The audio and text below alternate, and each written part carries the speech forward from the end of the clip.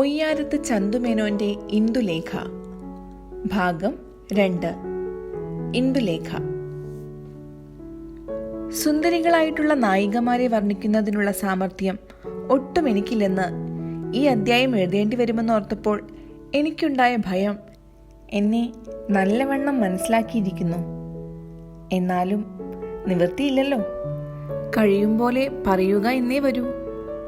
ഇന്ദുലേഖയ്ക്ക് ഈ കഥ ആരംഭിക്കുന്ന കാലം ഏകദേശം 18 വയസ്സ് പ്രായമാണ്. ഇവളുടെ സൗന്ദര്യത്തെക്കുറിച്ച് അവയവം പ്രതി വർണ്ണിക്കുന്നതിനേക്കാൾ അധികം എളുപ്പം ആകെപ്പാടി ഇവളുടെ ആകൃതിയുടെ ഒരു ശോഭയെക്കുറിച്ച് മാത്രം അല്പം പറയുന്നതാണ്. സൗന്ദര്യം എന്നത് ഇന്നതാണെന്നും ഇന്ന പ്രകാരമായാലാണെന്നും മുൻകൂട്ടി മനസ്സുകൊണ്ട് ഗ്രഹിച്ച് ഗണിക്കപ്പെടുവാൻ സാധ്യമായ ഒരു ഗുണപദാർത്ഥമല്ല. പല സ്ഥിതികളിലും പല പ്രകാരമുള്ള യോജിതകളിലും ഒരു രൂപത്തിന് സൗന്ദര്യമുണ്ടായി എന്ന് വരാം. കറുപ്പ് നിറം സാധാരണ ശരീരവർണ്ണത്തിന് സൗന്ദര്യമില്ലാത്തതാണെന്ന് പറയുന്നു. എന്നാൽ ചിലപ്പോൾ കറുപ്പ് നിറം വേറെ സാധനങ്ങളുമായുള്ള ചേർച്ചയാലോ മറ്റു പ്രകാരത്തിലോ ബഹുശോഭയോടെ കാണപ്പെടുന്നുണ്ട്. ഇന്ദുലേഖ കറുത്തിട്ടാണെന്ന് എന്റെ വായനക്കാർ ഇവിടെ ശങ്കിച്ചു പോകരുതേ. അതുപ്രകാരം തന്നെ ധാവല്യം അല്ലെങ്കിൽ സ്വർണവർണം, ഇതുകൾ ശരീരവർണ്ണത്തിന് ഭംഗിയുള്ളതാണെന്ന് സാധാരണ ധരിച്ചു വരുന്നുണ്ട്. എന്നാൽ ചിലപ്പോൾ ഈ വർണ്ണമായാലും ചില ശരീരത്തിന് ഭംഗിയില്ലെന്ന് തോന്നുന്നു. എന്റെ അഭിപ്രായത്തിൽ സൗന്ദര്യം എന്നത് ശോഭാനിഷ്ഠമായ ഒരു സാധനമാണെന്നാകുന്നു. ശോഭ എവിടെ തോന്നുന്നുവോ അവിടെ സൗന്ദര്യമുണ്ട് എന്ന് പറയാം. ഈ ഇന്ത്യ രാജ്യത്തുള്ള സംസ്കൃത ഗ്രന്ഥങ്ങളിൽ ഒരു സ്ത്രീയുടെ സൗന്ദര്യ വർണ്ണനയിൽ കജങ്ങൾക്ക് അതികൃഷ്ണവർണ്ണത്വവും നേത്രങ്ങൾക്ക് നീലാബ്ജ സദൃശ്യതയും അതിവിശിഷ്ടമായ സൗന്ദര്യ ലക്ഷണങ്ങളിൽ മുഖ്യങ്ങളായി പറഞ്ഞു കാണുന്നു. ഇംഗ്ലീഷ് കവികൾ ഒരു യുവതിയുടെ സൗന്ദര്യ ലക്ഷണങ്ങളിൽ അവളുടെ തലമുടിയുടെ സ്വർണവർണ്ണത്വവും കൺമിഴികൾക്ക് മങ്ങിയ മാതിരി വെളുപ്പോടുകൂടിയ ലഘുവായ നീലവർണ്ണവും അല്ലെങ്കിൽ പടുഭാഷയിൽ നമ്മൾ പറയുന്ന പോലെ ശുദ്ധ പൂച്ചക്കണ്ണ് മുഖ്യങ്ങളായി വർണ്ണിച്ചു വരുന്നു. ഇവിടെ സംസ്കൃത കവികളുടെയും ഇംഗ്ലീഷ് കവികളുടെയും സിദ്ധാന്തങ്ങൾ രണ്ടും ശരിയാണെന്ന് പലപ്പോഴും എനിക്ക് തന്നെ തോന്നിയിട്ടുണ്ട്. കറുത്ത നിറത്തിലുള്ള തലമുടി എങ്ങനെ നമ്മുടെ സ്ത്രീകൾക്ക് ഭംഗി തോന്നിക്കുന്നുവോ അതുപ്രകാരം തന്നെ സ്വർണവർണ്ണമായ തലമുടി ചില യൂറോപ്യൻ സ്ത്രീകൾക്ക് ബഹുചേർച്ചയായും യോജിതയായും എന്റെ കണ്ണിൽ പെട്ടിട്ടുണ്ട്. കൺമിഴികളും മേൽപ്പറഞ്ഞ വർണ്ണത്തിലുള്ളത് ചില യൂറോപ്യൻ സ്ത്രീ പുരുഷന്മാരിൽ എനിക്ക് ബഹുഭംഗിയും ജീവനും ഉള്ളതുകളായി തോന്നപ്പെട്ടിട്ടുണ്ട്. മേൽപ്പറഞ്ഞ വിധം തലമുടിയും കൺമിഴികളുമുള്ള ചില യൂറോപ്യൻ സ്ത്രീകളെ എന്റെ മനസ്സിന് അതിസുന്ദരികളാണെന്ന് ബോധ്യപ്പെട്ടിട്ടുണ്ട്. പല അവയവങ്ങളുടെ യോജിതകളിൽ നിന്നും വർണ്ണങ്ങളിൽ നിന്നും ആകാരങ്ങളിൽ നിന്നും മനസ്സിന് ഓരോ പ്രത്യേക ദേഹങ്ങൾ കാണുമ്പോൾ സൗന്ദര്യം ഉണ്ടെന്നും ഇല്ലെന്നും തോന്നാം.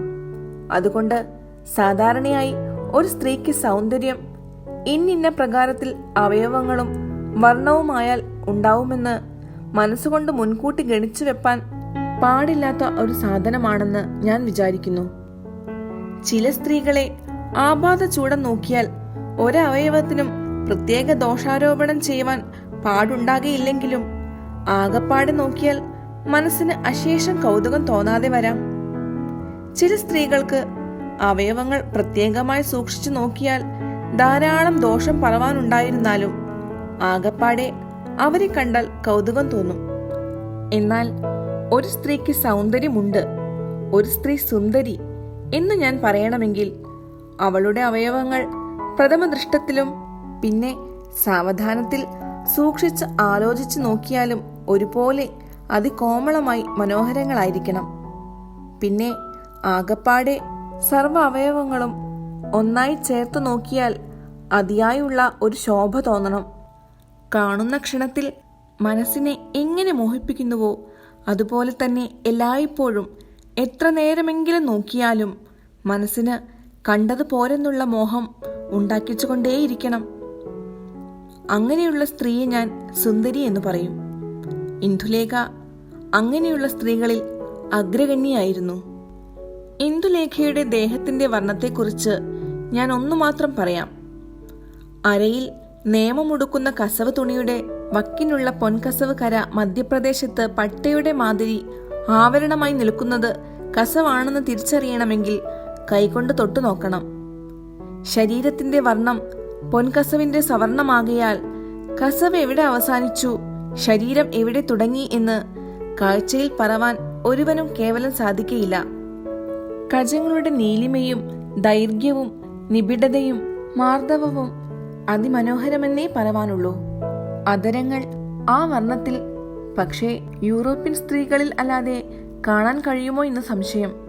നേത്രങ്ങളുടെ ദൈർഘ്യവും ത്രിവർണ്ണത്വവും അതുകളുടെ ഒരു ജീവനും അതുകളെക്കൊണ്ട് ചിലപ്പോൾ ചെയ്യുന്ന ഓരോ കടാക്ഷങ്ങളിൽ നിന്ന് യുവാക്കളുടെ നെഞ്ചിൽ വീഴുന്ന വൈനിയുടെ തൈക്ഷ്ണ്യവും കണ്ടനുഭവിച്ചവർക്ക് തന്നെ അറിവാൻ പാടുള്ളൂ. ഈ കാലം സ്തനങ്ങൾ കഠിനഭാരങ്ങളാവാൻ സമീപിച്ചിരിക്കുന്നു എന്നു തന്നെ പറയാം. നൃത്തങ്ങളായി നിരന്തരങ്ങളായി പൊങ്ങി വരുന്ന ആ തങ്കക്കുടങ്ങളെ ഏത് യുവാവ് കണ്ട് സഹിക്കും? ഈ അതിമനോഹരിയായ ഇന്ദുലേഖയുടെ സൗന്ദര്യത്തെ വർണ്ണിപ്പാൻ ആരാൽ സാധിക്കും? ഇന്ദുലേഖയുടെ സുവർണ സദൃശമായ വർണ്ണവും കുരുവിന്ദ സമങ്ങളായ രതനങ്ങളും വിദ്രുമം പോലെ ചുവന്ന അധരങ്ങളും കരുങ്കവലയങ്ങൾക്ക് ദാസ്യം കൊടുത്ത നേത്രങ്ങളും ചെന്താമരപ്പൂ പോലെ ശോഭയുള്ള ആ മുഖവും നീലകുന്തളങ്ങളും സ്തനഭാരവും അതികൃശമായ മദ്യവും മറ്റും ആകെപ്പാടെ കാണുമ്പോൾ പുരുഷന്മാരുടെ മനസ്സിന് ഉണ്ടായ ആനന്ദവും സന്തോഷവും പരിതാപവും ഭ്രാന്തിയും ആസക്തിയും വ്യതയും ഇന്ന പ്രകാരമാണെന്ന് പറഞ്ഞറിയിപ്പാൻ എന്നാൽ അസാധ്യമാണെന്ന് ഞാൻ തീർച്ചയായി ഇവിടെ സമ്മതിക്കുന്നു. ഈ രൂപഗുണത്തിന് യോഗ്യമായി പഠിപ്പും സൗശീല്യാദി ഗുണങ്ങളും ഇവൾക്കുണ്ടായിരുന്നു. ഇന്ദുലേഖ കിളിമാനൂർ ഒരു രാജാവറുകളുടെ മകളായിരുന്നു.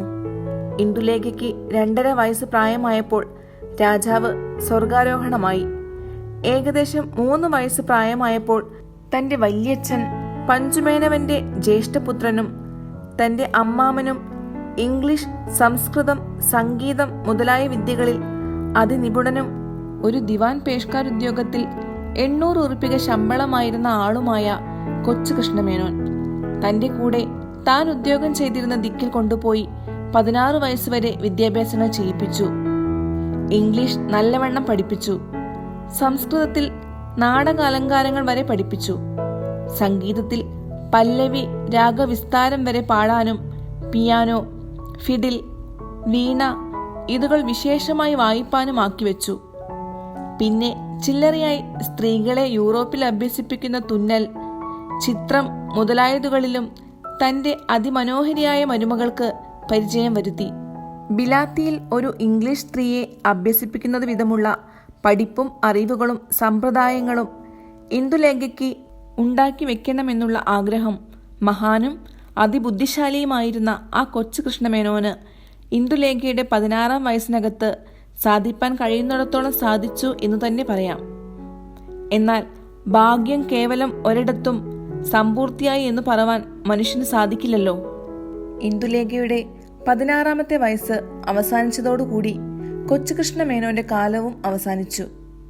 പിന്നെ വലിയച്ഛന്റെ കൂടെ അമ്മയുടെ ഒന്നിച്ച് വലിയച്ഛന്റെ പൂവരങ്ങിൽ എന്ന ഭവനത്തിലാണ് താമസമായത്. ഇന്ദുലേഖയുടെ സ്വാഭാവികമായ ഗുണങ്ങളാലും തന്റെ പൗത്രിയായതിനാലും തന്റെ പ്രാണപ്രിയനായ മകന് ഇന്ദുലേഖയിൽ ഉണ്ടായ സ്നേഹശക്തി ഓർത്തും ഇന്ദുലേഖയുടെ വലിയച്ഛന് ഇന്ദുലേഖയിലുള്ള സ്നേഹം ഇന്ന പ്രകാരമായിരുന്നു എന്നും ഇത്ര ഉണ്ടായിരുന്നു എന്നും എനിക്ക് എന്റെ വായനക്കാരെ പറഞ്ഞു മനസ്സിലാക്കാൻ പ്രയാസമാണ്. ഇന്ദുലേഖയ്ക്ക് താമസിപ്പാൻ പ്രത്യേകമായ ഒരു മാളിക ബംഗ്ലാവാണ് ഷട്ടം ചെയ്തിരുന്നത്. ആ ബംഗ്ലാവിലെ എല്ലാ മുറികളിലും ഇംഗ്ലീഷ് മാതിരി സാമാനങ്ങളും മറ്റും ഭംഗിയായി ശേഖരിച്ചു വെച്ച് ഇന്ദുലേഖയുടെ അഭീഷ്ടപ്രകാരം എല്ലാം ഷട്ടം ചെയ്തു വന്നു. കൊച്ചു കൃഷ്ണമേനവന്റെ അകാല മരണത്താൽ ഇന്ദുലേഖയ്ക്ക് ഒരു വിധത്തിലും ഒന്നിനും ഒരു ബുദ്ധിമുട്ടും വന്നുകൂടാ എന്ന് ഇന്ദുലേഖയുടെ വലിയച്ഛൻ ഉറപ്പായി നിശ്ചയിച്ചിരുന്നു. ഇന്ദുലേഖയുടെ ദിനചര്യകളും സമ്പ്രദായങ്ങളും സ്വഭാവവും അവളുടെ പഠിപ്പു നിമിത്തവും തന്റെ അമ്മാമൻ മഹാനായ കൊച്ചു കൃഷ്ണമേനവന്റെ ബുദ്ധിശക്തിക്കനുസരിച്ച് തനിക്ക് കിട്ടിയ അറിവുകൾ നിമിത്തവും അതിരമണീയമായിരുന്നു എന്നേ പറവാനുള്ളൂ. ഇംഗ്ലീഷ് പഠിച്ചതിനാൽ താൻ ഒരു മലയാള സ്ത്രീയാണെന്നുള്ള നില ലേശമിട്ടിട്ടില്ല. ഹിന്ദുമത ദ്വേഷമാകട്ടെ, നിരീശ്വര മതമാകട്ടെ, നിർഭാഗ്യവശാൽ ചിലപ്പോൾ ചില പഠിപ്പുള്ള ചെറുപ്പക്കാർക്കുണ്ടാകുന്ന പോലെ സർവരിലുമുള്ള ഒരു പുച്ഛരസമാവട്ടെ ഇന്ദുലേഖയെ കേവലം ബാധിച്ചിട്ടേയില്ല. കുളികുറി, ഉടുവൊട, സംസാരം, തൻ്റെ അമ്മ, മുത്തശ്ശി, വലിയച്ഛൻ, അമ്മാമൻ ഇവരിലുള്ള ഭക്തി, വിശ്വാസം, നാട്ടുകാർ സമീപവാസികളായി ഇംഗ്ലീഷ് പഠിക്കാതുള്ള തൻ്റെ സഖികളിലുള്ള ചേർച്ച, രാസക്യം വിശേഷിച്ചു പറയുന്ന വാക്കുകളിലും ചെയ്യുന്ന പ്രവൃത്തികളിലും പ്രത്യക്ഷമായി കാണപ്പെടാവുന്ന താഴ്മയും ഗർവില്ലായ്മയും ഇതുകളെ എല്ലാം കണ്ട് ഇന്ദുലേഖയെ പരിചയമുള്ളവർ എല്ലായ്പ്പോഴും അത്ഭുതപ്പെട്ടിരുന്നു. ഇങ്ങനെയാണ് കുട്ടികളെ അഭ്യസിപ്പിച്ച് വളർത്തേണ്ടത് എന്ന് ബുദ്ധിയുള്ള ഏവനും പറയും. ഇന്ദുലേഖ ആ മഹാനായ കൊച്ചുകൃഷ്ണമേനവന്റെ കീർത്തിലതയായിട്ട് തന്നെ തീർന്നു.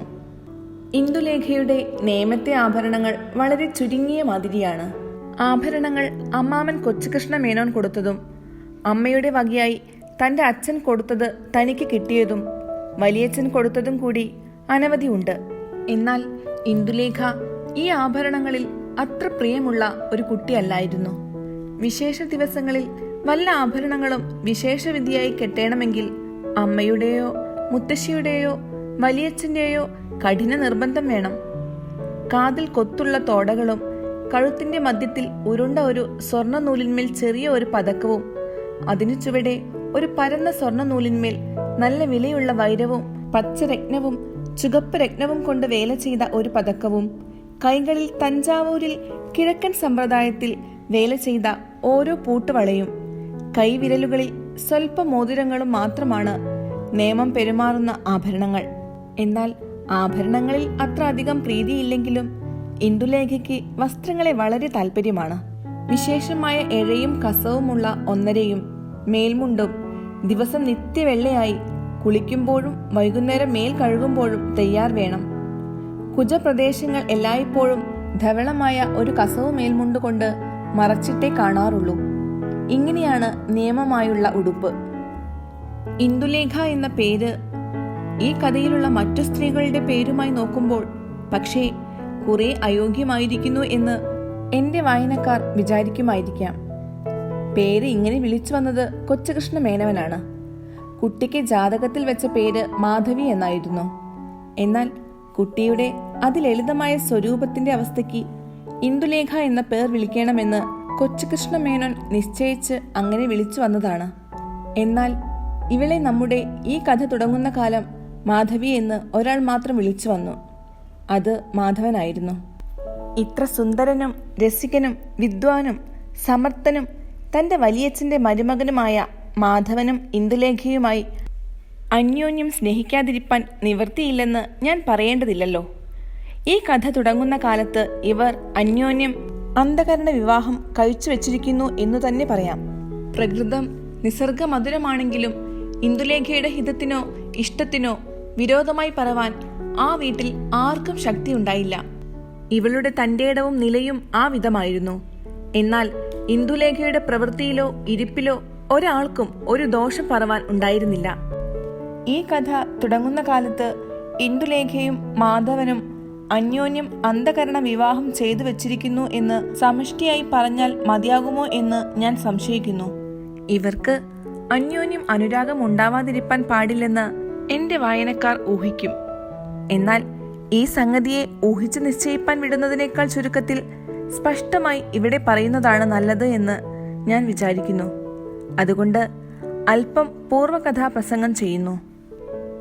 മഹാനായ കൊച്ചുകൃഷ്ണമേനവൻ ഇന്ദുലേഖയ്ക്ക് വിദ്യാഭ്യാസം മുഴുവനും കഴിച്ച ശേഷം ഇന്ദുലേഖയ്ക്ക് അനുരൂപനായ പുരുഷനെ യോഗ്യരിൽ നിന്ന് അവൾ തന്നെ തിരഞ്ഞെടുക്കേണ്ടതാണ് എന്നുള്ള അഭിപ്രായക്കാരനായിരുന്നു. എന്നാൽ ഈ ഘനപുരുഷൻ ഇതിനെക്കുറിച്ച് അധികമായി ആരോടും ഒന്നും സംസാരിച്ചിട്ടില്ല. പെണ്ണിന് 10-11 വയസ്സായ മുതൽ പല യോഗ്യരായ ആളുകളെല്ലാം ഈ കാര്യത്തിൽ കൊച്ചുകൃഷ്ണമേനോൻ പേഷ്കാരുടെ മനസ്സറിയുവാൻ ഉത്സാഹിച്ചിട്ടും സാധിച്ചിട്ടില്ല. താൻ മരിക്കുന്നതിന് അല്പ ദിവസങ്ങൾ മുൻപ് കൽപ്പനയിന്മേൽ ഇന്ദുലേഖയോടുകൂടി അച്ഛനെ കാണാൻ വന്നിരുന്ന സമയം ഒരു ദിവസം അച്ഛൻ പഞ്ചുമേനവൻ തന്നോട് ഇന്ദുലേഖയ്ക്ക് വയസ്സ് 15-ൽ അധികമായല്ലോ, നല്ല ഒരു സംബന്ധം തുടങ്ങിപ്പിക്കണ്ടേ എന്ന് ചോദിച്ചതിന് ഉത്തരമായി ഇന്ദുലേഖയുടെ വിദ്യാഭ്യാസങ്ങൾ മുഴുവനുമായിട്ടില്ലെന്നും അത് കഴിഞ്ഞ ശേഷമേ ആ ആലോചന തന്നെ ചെയ്യുവാൻ ആവശ്യമുള്ളൂ എന്നും വിദ്യാഭ്യാസം ചെയ്ത് ഇന്ദുലേഖയെ യോഗ്യതയുള്ളവളാക്കി തീർക്കേണ്ടുന്ന ഭാരമാണ് തനിക്കുള്ളത് എന്നും ആ യോഗ്യത അവൾക്ക് എത്തിയാൽ ഇന്ദുലേഖ തന്നെ പിന്നെ അവൾക്ക് വേണ്ടതെല്ലാം യഥോചിതം പ്രവർത്തിച്ചു കൊള്ളുമെന്നും കൊച്ചുകൃഷ്ണമേനവൻ പറഞ്ഞിട്ടുണ്ടായിരുന്നു. വൃദ്ധനായ പഞ്ചുമേനവന് ഈ ഉത്തരം നല്ലവണ്ണം മനസ്സിലായിട്ടും അത്ര രസിച്ചിട്ടുമുണ്ടായിരുന്നില്ലെങ്കിലും മകനോട് താൻ പിന്നെ ഇതിനെക്കുറിച്ച് ഒന്നും ചോദിച്ചിട്ടേ ഇല്ല. ഇന്ദുലേഖ കൊച്ചുകൃഷ്ണമേനവന്റെ കൂടെ താമസിക്കുന്ന കാലവും മാധവനെ കൂടെ കൂടെ കാണാറുണ്ട്. കൊച്ചുകൃഷ്ണമേനവന് മാധവനെ വളരെ ഇഷ്ടമായിരുന്നു. മാധവൻ അതിബുദ്ധിമാനായ കുട്ടിയാണെന്ന് പലപ്പോഴും പലരോടും അദ്ദേഹം സംഗതിവശാൽ പറയുന്നത് ഇന്ദുലേഖ തന്നെ കേട്ടിട്ടുണ്ട്. എന്നാൽ അതിൽ അധികമൊന്നും മാധവനെ കുറിച്ച് അദ്ദേഹം പറയുന്നത് കേട്ടിട്ടില്ല. അദ്ദേഹത്തിന്റെ മനസ്സിൽ മാധവൻ ഇന്ദുലേഖയ്ക്ക് യോഗ്യനാണെന്ന് തീർച്ചപ്പെടുത്തിയിട്ടുണ്ടായിരുന്നുവോ ഇല്ലയോ എന്ന് ആർക്കും നിശ്ചയമുണ്ടായിരുന്നില്ല. കൊച്ചുകൃഷ്ണമേനവന്റെ മരണശേഷം പൂവരങ്ങിൽ താമസം തുടങ്ങിയ മുതൽ ഇന്ദുലേഖയും മാധവനും തമ്മിൽ വളരെ സ്നേഹമായി തീർന്നു. മദിരാശിയിൽ നിന്ന് വീട്ടിലേക്ക് വരുന്ന സമയങ്ങളിൽ എല്ലായ്പ്പോഴും രണ്ടുപേരും തമ്മിൽ സംസാരിച്ചും കളിച്ചും ചിരിച്ചും സമയം കഴിച്ചു. ഇങ്ങനെ കുറെ ദിവസങ്ങൾ കഴിഞ്ഞപ്പോഴേക്ക് ഇന്ദുലേഖയ്ക്കും മാധവനും പരസ്പരം കുറേശ്ശെ അനുരാഗം തുടങ്ങി. എന്നാൽ ഇത് അന്യോന്യം ലേശം പോലും അറിയിച്ചില്ല. ഇന്ദുലേഖ അക്കാലം കേവലം അറിയിക്കാഞ്ഞത് മാധവന്റെ പഠിപ്പിന് വല്ല വിഘ്നവും അതിനാൽ വരരുത് എന്ന് വിചാരിച്ചിട്ടാണ്. മാധവൻ അറിയിക്കാഞ്ഞത് കുറെ ലജ്ജിച്ചിട്ടും പിന്നെ തനിക്ക് ഈ കാര്യം സാധ്യമാവാൻ പ്രയാസമുള്ളതായിരിക്കാമെന്ന് ശങ്കിച്ചിട്ടുമാകുന്നു. അങ്ങനെ തോന്നാൻ മാധവന് നല്ല കാരണമുണ്ടായിരുന്നു. ഇന്ദുലേഖ മലയാളത്തിൽ എങ്ങും പ്രസിദ്ധപ്പെട്ട ഒരു സ്ത്രീരത്നമായിരുന്നു. മഹാരാജാക്കന്മാർ മുതലായി പലരും ഈ കുട്ടിയെ കിട്ടണമെന്ന് ആഗ്രഹിക്കുന്നുണ്ടെന്ന് കൂടെ കൂടെ പഞ്ചുമേനോന് വരുന്ന കത്തുകളാലും പൂവരങ്ങിലും മറ്റും വെച്ച് ഇതിനെപ്പറ്റി ആളുകൾ തമ്മിലുണ്ടാവുന്ന പ്രസംഗങ്ങളാലും മാധവന് നല്ലവണ്ണം അറിവുണ്ട്. ഇങ്ങനെയിരിക്കെ അന്നൊരു സ്കൂൾ കുട്ടിയായ താൻ ഇതിനെ മോഹിക്കുന്നത് വെറുതെ എന്ന് മാധവന് ചിലപ്പോൾ തോന്നിയിട്ടുണ്ടായിരുന്നു. ആദ്യമുണ്ടായ വിചാരം ഇങ്ങനെയാണെങ്കിലും ക്രമേണ ഇന്ദുലേഖയിൽ മാധവന് അനുരാഗം വർദ്ധിച്ചു തന്നെ വന്നു. മദിരാശിയിൽ നിന്ന് വീട്ടിൽ വന്ന് പാർക്കുന്ന കാലത്ത് പകൽ മുഴുവനും ഇന്ദുലേഖയുടെ കൂടെ തന്നെയാണ് മാധവൻ എന്നു പറയാം. വല്ല പുസ്തകങ്ങൾ വായിച്ചിട്ടും പാട്ട്, പിയാനോ, ചതുരംഗം മുതലായതുകൊണ്ട് വിനോദിച്ചും വൈകുന്നേരം പിരിയാറാവുമ്പോൾ രണ്ടുപേർക്കും ഒരു ദിവസവും പകൽ സമയം മതിയായില്ലെന്ന് തോന്നാതിരുന്നിട്ടില്ല. ഇങ്ങനെ കുറെ കാലം മദിരാശിയിൽ നിന്ന് മാധവൻ വീട്ടിൽ വന്ന സമയങ്ങൾ മുഴുവനും അന്യോന്യം രസിച്ചും അഹങ്കരിച്ചും വിനോദിച്ചും കഴിഞ്ഞു. ഇന്ദുലേഖയും മാധവനും തമ്മിലുള്ള സംബന്ധസ്ഥിതി കൊണ്ടും രൂപം കൊണ്ടും പഠിപ്പ് കൊണ്ടും ഇവർ തമ്മിൽ ഇങ്ങനെ സ്നേഹിച്ചു വന്നതിൽ അല്പം ചില ആളുകൾ ഒഴികെ ശേഷം എല്ലാവർക്കും സന്തോഷമായിരുന്നു. എന്നാൽ ഇന്ദുലേഖയെ മാധവന് ഭാര്യയായി കിട്ടുമോ എന്ന് പിന്നെയും ഒരു ശങ്ക എല്ലാവർക്കും ഉണ്ടായി. മലയാളത്തിലെ സ്ഥിതി അറിയുന്ന ആൾക്ക് ഈ ശങ്ക ഉണ്ടാവാതിരിക്കാൻ പാടില്ലല്ലോ. തിരുവനന്തപുരത്ത് പൊന്നുതമ്പുരാൻ കൂടി ഇന്ദുലേഖയെ അമ്മച്ചിയാക്കി കൊണ്ടുപോകുവാൻ ആലോചനയുണ്ടെന്നാണ് ആ കാലത്ത് പഞ്ചുമേനവന്റെ മുഖത്തിൽ നിന്ന് തന്നെ ചിലർ കേട്ടിട്ടുള്ളത്. അപ്പോൾ മേൽപ്പറഞ്ഞ ശങ്ക ഉണ്ടായതിൽ അത്ഭുതമില്ലല്ലോ. അങ്ങനെയിരിക്കുമ്പോൾ നമ്മുടെ കഥ തുടങ്ങുന്നതിന് കുറെ മുമ്പ് മാധവൻ BL പരീക്ഷയ്ക്ക് പോയി. പരീക്ഷ കഴിഞ്ഞ ഉടനെ വീട്ടിലേക്ക് വന്നു. മുമ്പേത്തെ പ്രകാരം ഇന്ദുലേഖയുമായി കളിച്ചും വിനോദിച്ചും ഇരുന്നുവെങ്കിലും ക്രമേണ മാധവന് ഇന്ദുലേഖയിൽ അനുരാഗം വർദ്ധിച്ചു കലശലായിത്തീർന്നു. എന്തു പൊന്നു തമ്പുരാൻ, ഏതു രാജാവ്! എന്റെ ഇന്ദുലേഖ എന്റെ ഭാര്യ തന്നെ.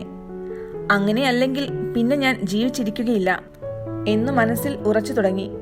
ഈ കാലത്ത് ഇന്ദുലേഖയുടെ മനസ്സ് എന്താണെന്നറിവാൻ മാധവന് അത്യാഗ്രഹമുണ്ടായിരുന്നു.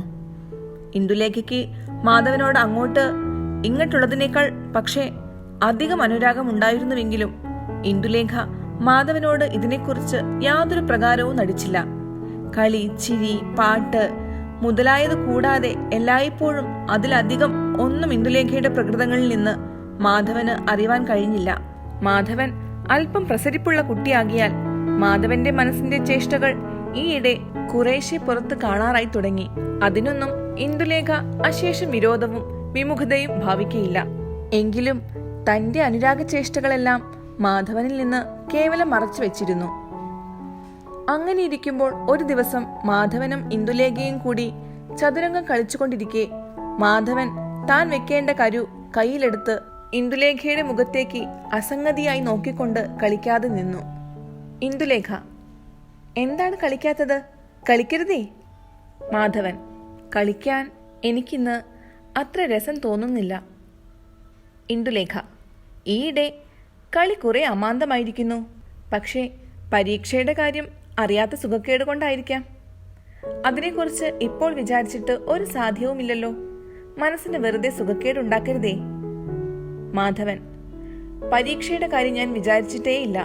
മനസ്സിന് സുഖക്കേട് വരുത്താനും വരുത്താതിരിപ്പാനും കാരണങ്ങൾ ഉണ്ടായിരിക്കുമ്പോഴും ആ കാരണങ്ങളെ പരിഹരിപ്പാൻ കഴിയാതിരിക്കുമ്പോഴും ഒരുവന് എങ്ങനെ മനസ്സിനെ സ്വാധീനമാക്കി വെപ്പാൻ കഴിയും?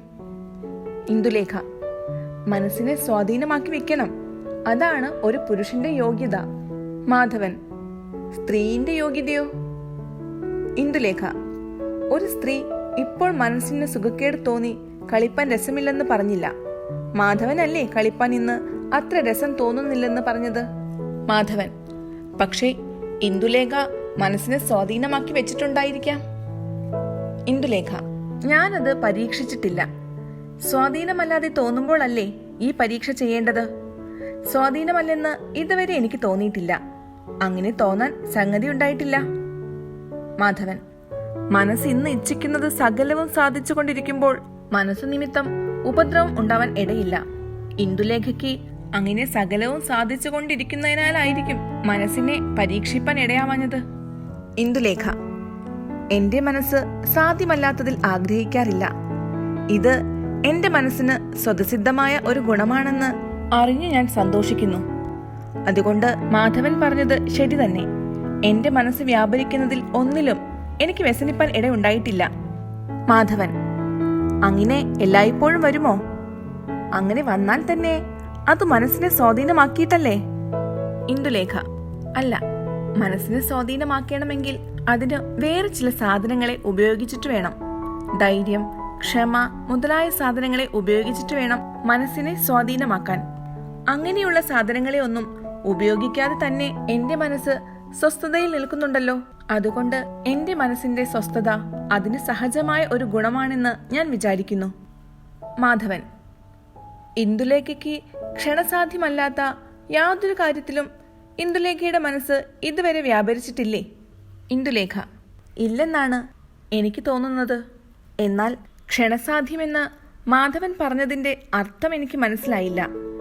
സാധ്യാസാധ്യങ്ങളെക്കുറിച്ച് മാത്രമാണ് ഞാൻ ഉദ്ദേശിച്ചത്.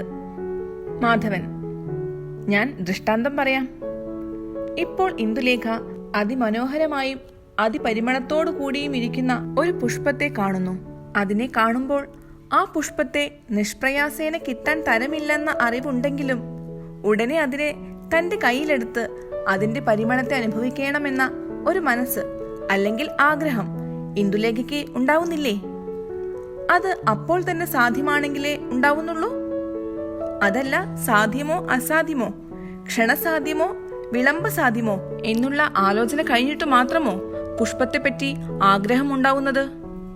ഇന്ദുലേഖ: പുഷ്പം ഭംഗിയും പരിമളവും ഉള്ളതാണെന്ന് അതിന്റെ കാഴ്ചയിൽ ബോധ്യം വന്നാൽ എന്റെ മനസ്സ് ആ പുഷ്പത്തെ ഉദ്ദേശിച്ച് ആഹ്ലാദപ്പെടുമായിരിക്കാം.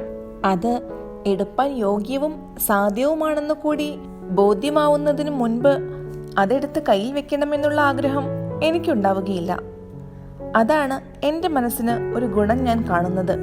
മാധവൻ: ഇപ്പോൾ ഇന്ദുലേഖ പറഞ്ഞതും ഞാൻ മുമ്പ് പറഞ്ഞതും ഒന്ന് തന്നെ. മനസ്സ് ആഹ്ലാദപ്പെടും എന്ന് പറഞ്ഞതിന്റെ അർത്ഥം സൂക്ഷ്മത്തിൽ മനസ്സിൽ അതിനെപ്പറ്റി കൗതുകം ഉണ്ടാവുമെന്ന് മാത്രമല്ല, അങ്ങനെയുള്ള ആഹ്ലാദത്തിൽ അതിനെ അനുഭവിക്കണമെന്നുള്ള ആഗ്രഹവും അന്തർഭവിച്ചിരിക്കുന്നു. എന്നാൽ പിന്നെ ആ ആഗ്രഹം സാധ്യമോ ദുസാധ്യമോ എന്ന് ആലോചിച്ചിട്ടേ അതിന്റെ നിവൃത്തിക്ക് ഇന്ദുലേഖ ശ്രമിക്കുകയുള്ളൂ. അത്രമാത്രമാണ് ഇന്ദുലേഖ ഇപ്പോൾ പറഞ്ഞതിന്റെ താല്പര്യമെന്ന് എനിക്ക് തോന്നുന്നു. ഇത് ശരിയാണെങ്കിൽ ഇന്ദുലേഖ ആഗ്രഹത്തെ ജയിക്കുന്നത് ധൈര്യം കൊണ്ടും ക്ഷമ കൊണ്ടുമാണെന്ന് സ്പഷ്ടമാണ്. ഇന്ദുലേഖ: അങ്ങനെയല്ല, ഞാൻ പറഞ്ഞത് മാധവന് മനസ്സിലായില്ല. ഒന്നാമത് മാധവന്റെ പുഷ്പത്തിന്റെ ഉപമ തന്നെ നന്നായില്ല. ഇതിലും നന്നായിട്ട് ഞാനൊരു ഉപമ പറഞ്ഞ് മാധവനെ ബോധ്യപ്പെടുത്താം. ഞാൻ യൗവനയുക്തയായ ഒരു സ്ത്രീയാണ്. ഞാൻ സുന്ദരനായ ഒരു യുവാവെ കാണുന്നു. ആ യുവാവ് എൻ്റെ ഭർത്താവായിരിക്കാൻ യോഗ്യനോ എന്ന് എൻ്റെ മനസ്സിന് ബോധ്യപ്പെടുന്നതിന് മുൻപ് ആ പുരുഷനിൽ എൻ്റെ മനസ്സ് പ്രവേശിക്കയില്ല. ഇവിടെ മനസ്സ് ഒന്നാമത് പ്രവേശിച്ചിട്ട് പിന്നെ ഞാൻ ധൈര്യം കൊണ്ട് മനസ്സിനെ നിവർത്തിപ്പിക്കുന്നതല്ല. എൻ്റെ മനസ്സ് ഒന്നാമത് പ്രവേശിക്കുന്നതേയില്ല. അതുപ്രകാരം തന്നെ ധനത്തിൽ, ന്യായമായ വിധം ആർജിക്കപ്പെടുന്ന ധനത്തിലല്ലാതെ എനിക്ക് ആഗ്രഹമേ ഉണ്ടാവുന്നില്ല. ഇതെല്ലാം മനസ്സിന് ചിലർക്ക് സഹജമായ ഗുണമായി ഉണ്ടാവും. ചിലർക്ക് അങ്ങനെയല്ല മനസ്സിന്റെ ധർമ്മം. കിട്ടുന്നതിലും കിട്ടാത്തതിലും വേണ്ടുന്നതിലും വേണ്ടാത്തതിലും ഒരുപോലെ മനസ്സ് പ്രവേശിക്കും. പിന്നെ സാമർഥ്യവും ധൈര്യവും ബുദ്ധിയുമുള്ളവരായാൽ ആ മനസ്സിനെ നിവർത്തിപ്പിച്ച് പാട്ടിൽ വെക്കും. അതുകൊണ്ട് മാധവൻ ഞാൻ ഒടുവിൽ പറഞ്ഞ മാതിരിക്കാരുടെ കൂട്ടത്തിലാണെങ്കിൽ ബുദ്ധി സാമർഥ്യമുള്ള ആളാകിയാൽ ദുസ്സാധ്യമായതോ അസാധ്യമായതോ ആയ വല്ല കാര്യത്തിലും മനസ്സ് ചാടിയിട്ടുണ്ടെങ്കിൽ ആ മനസ്സിനെ മടക്കിയെടുക്കാൻ കഴിയുമല്ലോ. അങ്ങനെ മടക്കിയെടുക്കുന്നതിന് ശക്തിയുണ്ടായാൽ മനസ്സ് സ്വാധീനമായി. മാധവൻ: ഞാൻ ഇന്ദുലേഖ പറഞ്ഞതിൽ യോജിക്കുന്നില്ല. എങ്കിലും ഈ സംഗതിയെപ്പറ്റി ഞാൻ ഇനി തർക്കിക്കുന്നില്ല.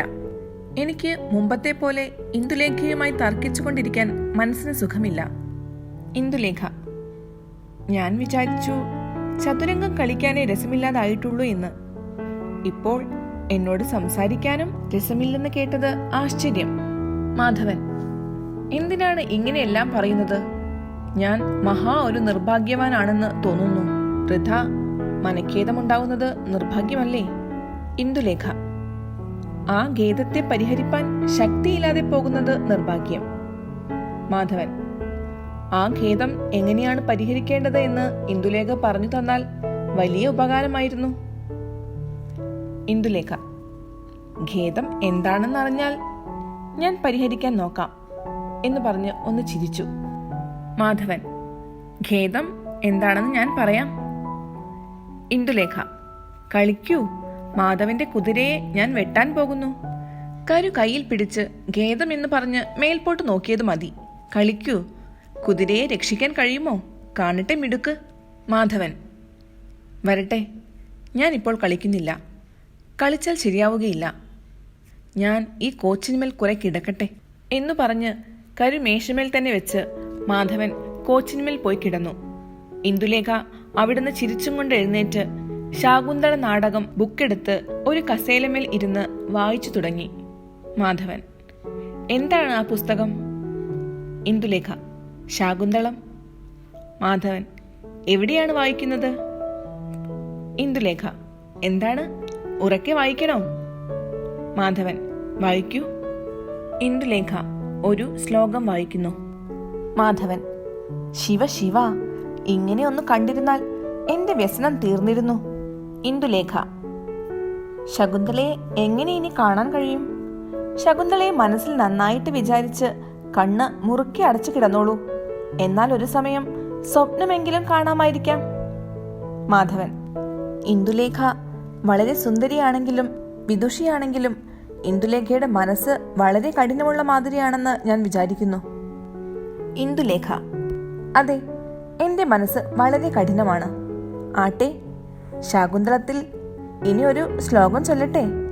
മാധവൻ: ഏതാണ്? ഇന്ദുലേഖ മറ്റൊരു ശ്ലോകം വായിക്കുന്നു. മാധവൻ: അത് ഞാൻ ചൊല്ലേണ്ട ശ്ലോകമല്ലേ? ഇന്ദുലേഖ: ശാകുന്തളത്തിലുള്ളതാണ്, ആർക്കെങ്കിലും ചൊല്ലാം. മാധവൻ: മനുഷ്യന്റെ ബുദ്ധിയുടെ ഒരു അഹങ്കാരം വിചാരിക്കുമ്പോൾ എനിക്ക് ആശ്ചര്യം തോന്നുന്നു. ഇന്ദുലേഖ: അത് എന്താണ്? മാധവൻ: തന്റെ സമസൃഷ്ടികളിൽ കരുണ വേണ്ട ദിക്കിൽ അതിനു പകരം പരിഹസിച്ചാൽ അത് അഹങ്കാരമല്ലേ? ദുഷ്ടതയായുള്ള അഹങ്കാരമല്ലേ? ഇന്ദുലേഖ: പരിഹസിച്ചാൽ അങ്ങനെ തന്നെ. മാധവൻ: ഇന്ദുലേഖ പരിഹസിക്കുന്നില്ലേ? ഇന്ദുലേഖ: ഇംഗ്ലീഷ് പുസ്തകങ്ങൾ വല്ലതും വായിക്കണോ? ഞാൻ ബുക്ക് എടുത്തു തരാം. മാധവൻ: എനിക്കൊന്നും വായിക്കേണ്ട. ഇന്ദുലേഖ: എന്നാൽ ഭർതൃഹരി വായിച്ചോളൂ. മാധവൻ: എനിക്കൊന്നും വായിക്കേണ്ട, ദയവ് ചെയ്ത് എന്നെ പരിഹസിക്കാതിരുന്നാൽ മതി. ഇന്ദുലേഖ: എന്നാൽ ഞാൻ കുറെ വീണ വായിക്കട്ടെ. മനസ്സിന് കുണ്ഠിതമുണ്ടെങ്കിൽ അത് പോകും. മാധവൻ: എനിക്ക് വീണ വായന കേൾക്കേണ്ട. ഇന്ദുലേഖ: എന്നാൽ ഉറങ്ങിക്കോളൂ. ശകുന്തളയെയും വിചാരിച്ചോളൂ. വേണമെങ്കിൽ ഈ നാടക ബുക്ക് അടുക്കി വെച്ചോളൂ എന്നു പറഞ്ഞ് ഇന്ദുലേഖ ബുക്കുമെടുത്ത് മാധവന്റെ അടുക്കൽ പോയി. പുസ്തകം വേണ്ടേ എന്ന് ചോദിച്ചു. മാധവൻ: എന്തിനാണ് ഇങ്ങനെ പരിഹസിക്കുന്നത്? ഇതിലെന്താണ് അങ്ങൊരു സുഖം? ഇന്ദുലേഖ: ഇത് പരിഹാസമോ? ഞാൻ അറിയില്ല. എന്നാൽ എന്തായാലും എനിക്ക് ഇങ്ങനെയെല്ലാം കാണിക്കുന്നതും പറയുന്നതും ബഹുസന്തോഷമാണ്. ഞാൻ ഇങ്ങനെയെല്ലാം പറഞ്ഞുകൊണ്ടിരിക്കും. അല്ലെങ്കിൽ മാധവൻ കളിക്കാൻ വരൂ. കുതിരയെ തടുക്കൂ. എണീക്കൂ. മാധവൻ: എനിക്ക് കുതിരയും ആനയും ഒന്നും വേണ്ട. ഇന്ദുലേഖ: ശകുന്തളയെ വിചാരിച്ച് കിടന്നാൽ മതി അല്ലേ? മാധവൻ: അതെ, ശരി, അത് മതി. ഇന്ദുലേഖ: എന്നാൽ അങ്ങനെയാവട്ടെ. ഈയിടെ നായാട്ടിന് പോവാറില്ലേ? തോക്കുകളും വെടിയും ഘോഷവുമെല്ലാം ഒന്ന് നിലച്ചു കാണുന്നുവല്ലോ. ഇതിന് എന്ത് സംഗതി? മാധവൻ: എനിക്ക് ഒന്നിനും മനസ്സില്ല. ഇന്ദുലേഖ: എന്താണ്, ബുദ്ധിക്ക് വല്ല സ്ഥിരക്കേടും തുടങ്ങാൻ ഭാവമുണ്ടോ? മാധവൻ: ഒരു സമയം ഉണ്ടെന്ന് ഞാൻ വിചാരിക്കുന്നു. ഇന്ദുലേഖ: എന്നാൽ അതിനു വല്ല ഉപശാന്തിയും വരുത്തുവാൻ നോക്കണ്ടേ? മാധവൻ: നോക്കണം. ഇന്ദുലേഖ: എന്നാൽ മാധവന്റെ അച്ഛനോട് ഉടനെ പറയണം. ഞാൻ പറഞ്ഞു കളയാം. എനിക്ക് ചായ കുടിപ്പാൻ സമയമായി. മാധവനും ചായ കൊണ്ടുവരട്ടെ? മാധവൻ: എനിക്ക് ചായ വേണ്ട. ഇന്ദുലേഖ: പലഹാരം വേണമോ? മാധവൻ: വേണ്ട. ഇന്ദുലേഖ: എന്താണ്, വയറ്റിനും സുഖക്കേടുണ്ടോ? മാധവൻ: സകല ദിക്കിലും സുഖക്കേട് തന്നെ. ഇന്ദുലേഖ: എന്നാൽ ഇത് വല്ലാത്ത രോഗം തന്നെ. മാധവൻ: വല്ലാത്ത രോഗം തന്നെയാണെന്നും തോന്നുന്നു. ഒരു സമയം ഇതിൽ നിന്ന് സുഖപ്പെട്ടു വരാൻ പ്രയാസം. എൻ്റെ മനസ്സിന് ഒരിക്കലും സമാധാനം വരുമെന്ന് തോന്നുന്നില്ല. ഇന്ദുലേഖ, ഈ കോച്ചിന്മേൽ കുറെ ഇരിക്കൂ. വിരോധമുണ്ടോ? ഇന്ദുലേഖ: വളരെ വിരോധമുണ്ട്. മാധവൻ യൗവനയുക്തനായ ഒരു പുരുഷനായി. ഞാനും യൗവനയുക്തയായ ഒരു സ്ത്രീയാണ്. പണ്ട് കുട്ടിയിൽ കളിച്ച പോലെ ഇനി കളിക്കാമോ? മാധവൻ: കോച്ചിന്മേൽ ഒന്നായിരിക്കുന്നതിന് എന്താണ് വിരോധം? ഇന്ദുലേഖ: ബഹുവിരോധമുണ്ട്. ഒരിക്കലും ഒന്നായിരിക്കാൻ നമ്മൾക്ക് ഇപ്പോൾ പാടില്ല. മാധവൻ: എപ്പോഴെങ്കിലും പാടുള്ള ഒരു കാലം ഇനി ഉണ്ടാകുമോ എന്ന് അറിവാനും നിവൃത്തിയില്ല അല്ലേ? എന്തു ചെയ്യാം? ഇന്ദുലേഖ: അതെ, ഭാവിയായ കാര്യത്തെക്കുറിച്ച് തീർച്ച പറവാൻ ആർക്കും സാധിക്കുന്നതല്ലോ. മാധവൻ ദീർഘത്തിൽ ഒന്ന് നിശ്വസിച്ചിട്ട്: ആർക്കും പറവാൻ കഴിയുകയില്ല. ശരി തന്നെ. ഇങ്ങനെ സംസാരിച്ചു കൊണ്ടിരിക്കുമ്പോഴേക്ക് കുട്ടിപ്പട്ടര് ചായയും പലഹാരങ്ങളും കൊണ്ടുവന്നു. മാധവൻ എഴുന്നേറ്റ് പോയി. ഒന്നും വിചാരിച്ച പോലെ അന്ന് സംസാരിപ്പാൻ കഴിഞ്ഞില്ല. മാധവൻ പിന്നെ ദിവസം കഴിച്ചുകൂട്ടിയത് പറവാൻ കൂടി എനിക്ക് സങ്കടം. ഇന്ദുലേഖ എന്തു തന്നെ പറഞ്ഞാലും ചിരിച്ചാലും കളിച്ചാലും മാധവൻ ഒരു മൗനവ്രതത്തിലായി. ചിലപ്പോൾ ഇന്ദുലേഖ എന്താണ് മനസ്സിനൊരു മൗഢ്യം എന്ന് ചോദിക്കും. അതിന് മാധവൻ ഉത്തരം പറയാൻ പുറപ്പെടുന്നതിന് മുൻപ് മറ്റൊന്ന് ചോദിക്കും. ഒരു ദിവസം വൈകുന്നേരം ഇന്ദുലേഖ മേൽ കഴുകാൻ പോകുമ്പോൾ മാധവൻ ഇന്ദുലേഖയുടെ മാളികമേൽ ഉണ്ടായിരുന്നു. അവിടെ ഇരുന്ന് അരപ്പായ കടലാസ് നിറച്ച് തന്റെ മനോവ്യതകളെ എല്ലാം എഴുതി ഇന്ദുലേഖയുടെ എഴുത്തുമേശമേൽ വെച്ചുപോയി. മാധവൻ പിറ്റേ ദിവസം രാവിലെ ഇന്ദുലേഖയുടെ മാളികമേൽ വന്ന്, ഞാനിവിടെ ഒരു കടലാസ് എഴുതി വെച്ചിരുന്നുവല്ലോ, അത് വായിച്ചുവോ എന്ന് ചോദിച്ചു. അപ്പോൾ ഇന്ദുലേഖ, എനിക്കൊന്നും നിശ്ചയമില്ല എന്ന് പറഞ്ഞ് മാധവനോട് വേറെ ഒരു കാര്യം ചോദിച്ചു. മാധവൻ എന്തുതന്നെ സങ്കടം കാണിച്ചാലും അതുനിമിത്തം ഇന്ദുലേഖയ്ക്ക് യാതൊരു ഭാവഭേദവും ഉണ്ടായതായി കണ്ടില്ല. ഇന്ദുലേഖയ്ക്കുണ്ടായിരുന്ന അനുരാഗം കേവലം മറച്ചു വെച്ചിരുന്നു. അങ്ങനെയിരിക്കുമ്പോൾ ഒരു നാൾ നല്ല ചന്ദ്രികയുള്ള ഒരു രാത്രിയിൽ മാധവൻ താനെ പൂവരങ്ങ് മാളികയുടെ തെക്കേ മുറ്റത്ത് ചന്ദ്രനെ നോക്കിക്കൊണ്ട് നടന്നും കൊണ്ടിരുന്നു. ഇന്ദുലേഖ മാളികയുടെ മുകളിൽ നിന്ന് ജാലകത്തിൽ കൂടി നോക്കിയപ്പോൾ മാധവനെ കണ്ട് മാധവ മാധവ എന്ന് വിളിച്ചു. മാധവൻ, എന്താണ്? ഇന്ദുലേഖ: ചന്ദ്രോപാലംബമോ? ചന്ദ്രിക മുകളിൽ ഈ അറയിലും ധാരാളമുണ്ട്. ഇങ്ങോട്ട് കയറി വരുന്നതിന് വിരോധമുണ്ടോ? മാധവൻ: ഞാൻ കയറി വരുന്നില്ല. ഒരു കോച്ചിന്മേൽ ഒന്നായിരിക്കുന്നത് വിരോധമുള്ള കാര്യമാണെങ്കിൽ രാത്രി ഒരറയിൽ നോം രണ്ടാളും കൂടി ഇരിക്കുന്നതിന് വിരോധമില്ലേ? ഇന്ദുലേഖ: അതെ, ശരിയാണ്, വിരോധമുള്ള കാര്യം തന്നെയാണ്. അത് ഞാൻ ഓർക്കാതെ പറഞ്ഞു പോയി. ഞാൻ ഇറങ്ങി മുറ്റത്ത് വരാം. മാധവൻ: എനിക്ക് വേണ്ടി വരണമെന്നില്ല. ഇന്ദുലേഖ: എനിക്ക് വേണ്ടി തന്നെ വരാം. മാധവൻ: അതിന് എനിക്ക് വിരോധമില്ല. ഇന്ദുലേഖ മുകളിൽ നിന്ന് ഇറങ്ങി മുറ്റത്ത് ബഹുമനോഹരമായ ചന്ദ്രികയിൽ മാധവന്റെ അടുക്ക പോയി നിന്നു. കയ്യിൽ താൻ തന്നെ അന്ന് വൈകുന്നേരം കെട്ടിയുണ്ടാക്കിയ ഒരു മുല്ലമാലയും ഉണ്ടായിരുന്നു. അതിധവളമായിരിക്കുന്ന ചന്ദ്രികയിൽ ഇന്ദുലേഖയുടെ മുഖവും കുന്തളഭാരവും ശരീരവും ആകപ്പാടി കണ്ടപ്പോൾ മാധവന് വല്ലാതെ മനസ്സിന് ഒരു ഭ്രാന്തി ഉണ്ടായി. ഈശ്വരാ, ഈ സുന്ദരിക്ക് എന്നിൽ അനുരാഗമുണ്ടായാൽ എന്നെപ്പോലെയുള്ള ഭാഗ്യവാൻ ആര്? ഇല്ലാതെ പോയെങ്കിൽ ഞാൻ ജീവിച്ചിരിക്കുന്നത് എന്തിന്? ക്ഷണത്തിൽ ജീവത്യാഗം ഉത്തമം എന്നിങ്ങനെ മാധവൻ വിചാരിച്ചു. ഇന്ദുലേഖയ്ക്കോ അങ്ങുണ്ടായ വിചാരത്തിനും അശേഷം പ്രകൃതഭേദവും കുറവും ഉണ്ടായിരുന്നില്ല. ശക്തി അല്പം കൂടിയിരുന്നു. എന്തുകൊണ്ടെന്നാൽ ഇന്ദുലേഖ തന്റെ വിചാരങ്ങൾ മനസ്സിലടക്കിയിരുന്നതിനാൽ തന്നെ. മനസ്സിലുണ്ടാവുന്ന സ്തോഭങ്ങൾ ബാഹ്യചേഷ്ടകളെ കൊണ്ട് വളരെ ചുരുക്കുവാനും ലഘുവാക്കുവാനും കഴിയുന്നവകളാണ്. കഠിന വ്യസനത്തിൽ ഉറക്കെ കരയുന്നത് ഒരുവിധം വ്യസനോത്കർഷതയെ ശമിപ്പിക്കും. അങ്ങനെ തന്നെ ആഹ്ലാദത്തിലോ ഹാസ്യരസത്തിലോ ചിരിക്കുന്നതും. പിന്നെ തൻ്റെ വ്യസനങ്ങളെക്കുറിച്ച് ഒരുവൻ തൻ്റെ സ്നേഹിതനോട് തുറന്ന് വെളിവായി പറയുന്നതിനാൽ തന്നെ അല്പം വ്യസനശാന്തി ഉണ്ടാവാം. കഠിന വ്യസനം ഉള്ളിലുള്ളത് കേവലം മറച്ച് വേറെ ഒരു രസം നടിക്കുമ്പോഴാണ് ഒഴുകിപ്പോകുന്ന വെള്ളത്തെ ഇടയിൽ കെട്ടി നിർത്തിയാൽ ഉണ്ടാവുന്നത് പോലെ ഉള്ളിൽ നിർത്തുവാൻ നിവൃത്തിയില്ലാത്ത വിധം അധികരിക്കുന്നതും ചിലപ്പോൾ വിചാരിയാതെ പുറത്തേക്ക് ചാടിപ്പോകുന്നതും. മിറ്റത്ത് വന്ന് ചന്ദ്രികയിൽ മാധവന്റെ അതികോമളമായ മുഖത്തിൽ നിന്ന് സ്പഷ്ടമായി കാണാവുന്ന വ്യതയെ കണ്ടപ്പോൾ ഇന്ദുലേഖയ്ക്കും മനസ്സ് സഹിച്ചില്ലെന്ന് തന്നെ പറയാം. ഒന്നാമത് ചന്ദ്രിക എന്നതു തന്നെ മനസ്സിന് വളരെ ഉദ്ദീപനകരമായ ഒരു സാധനമാണ്.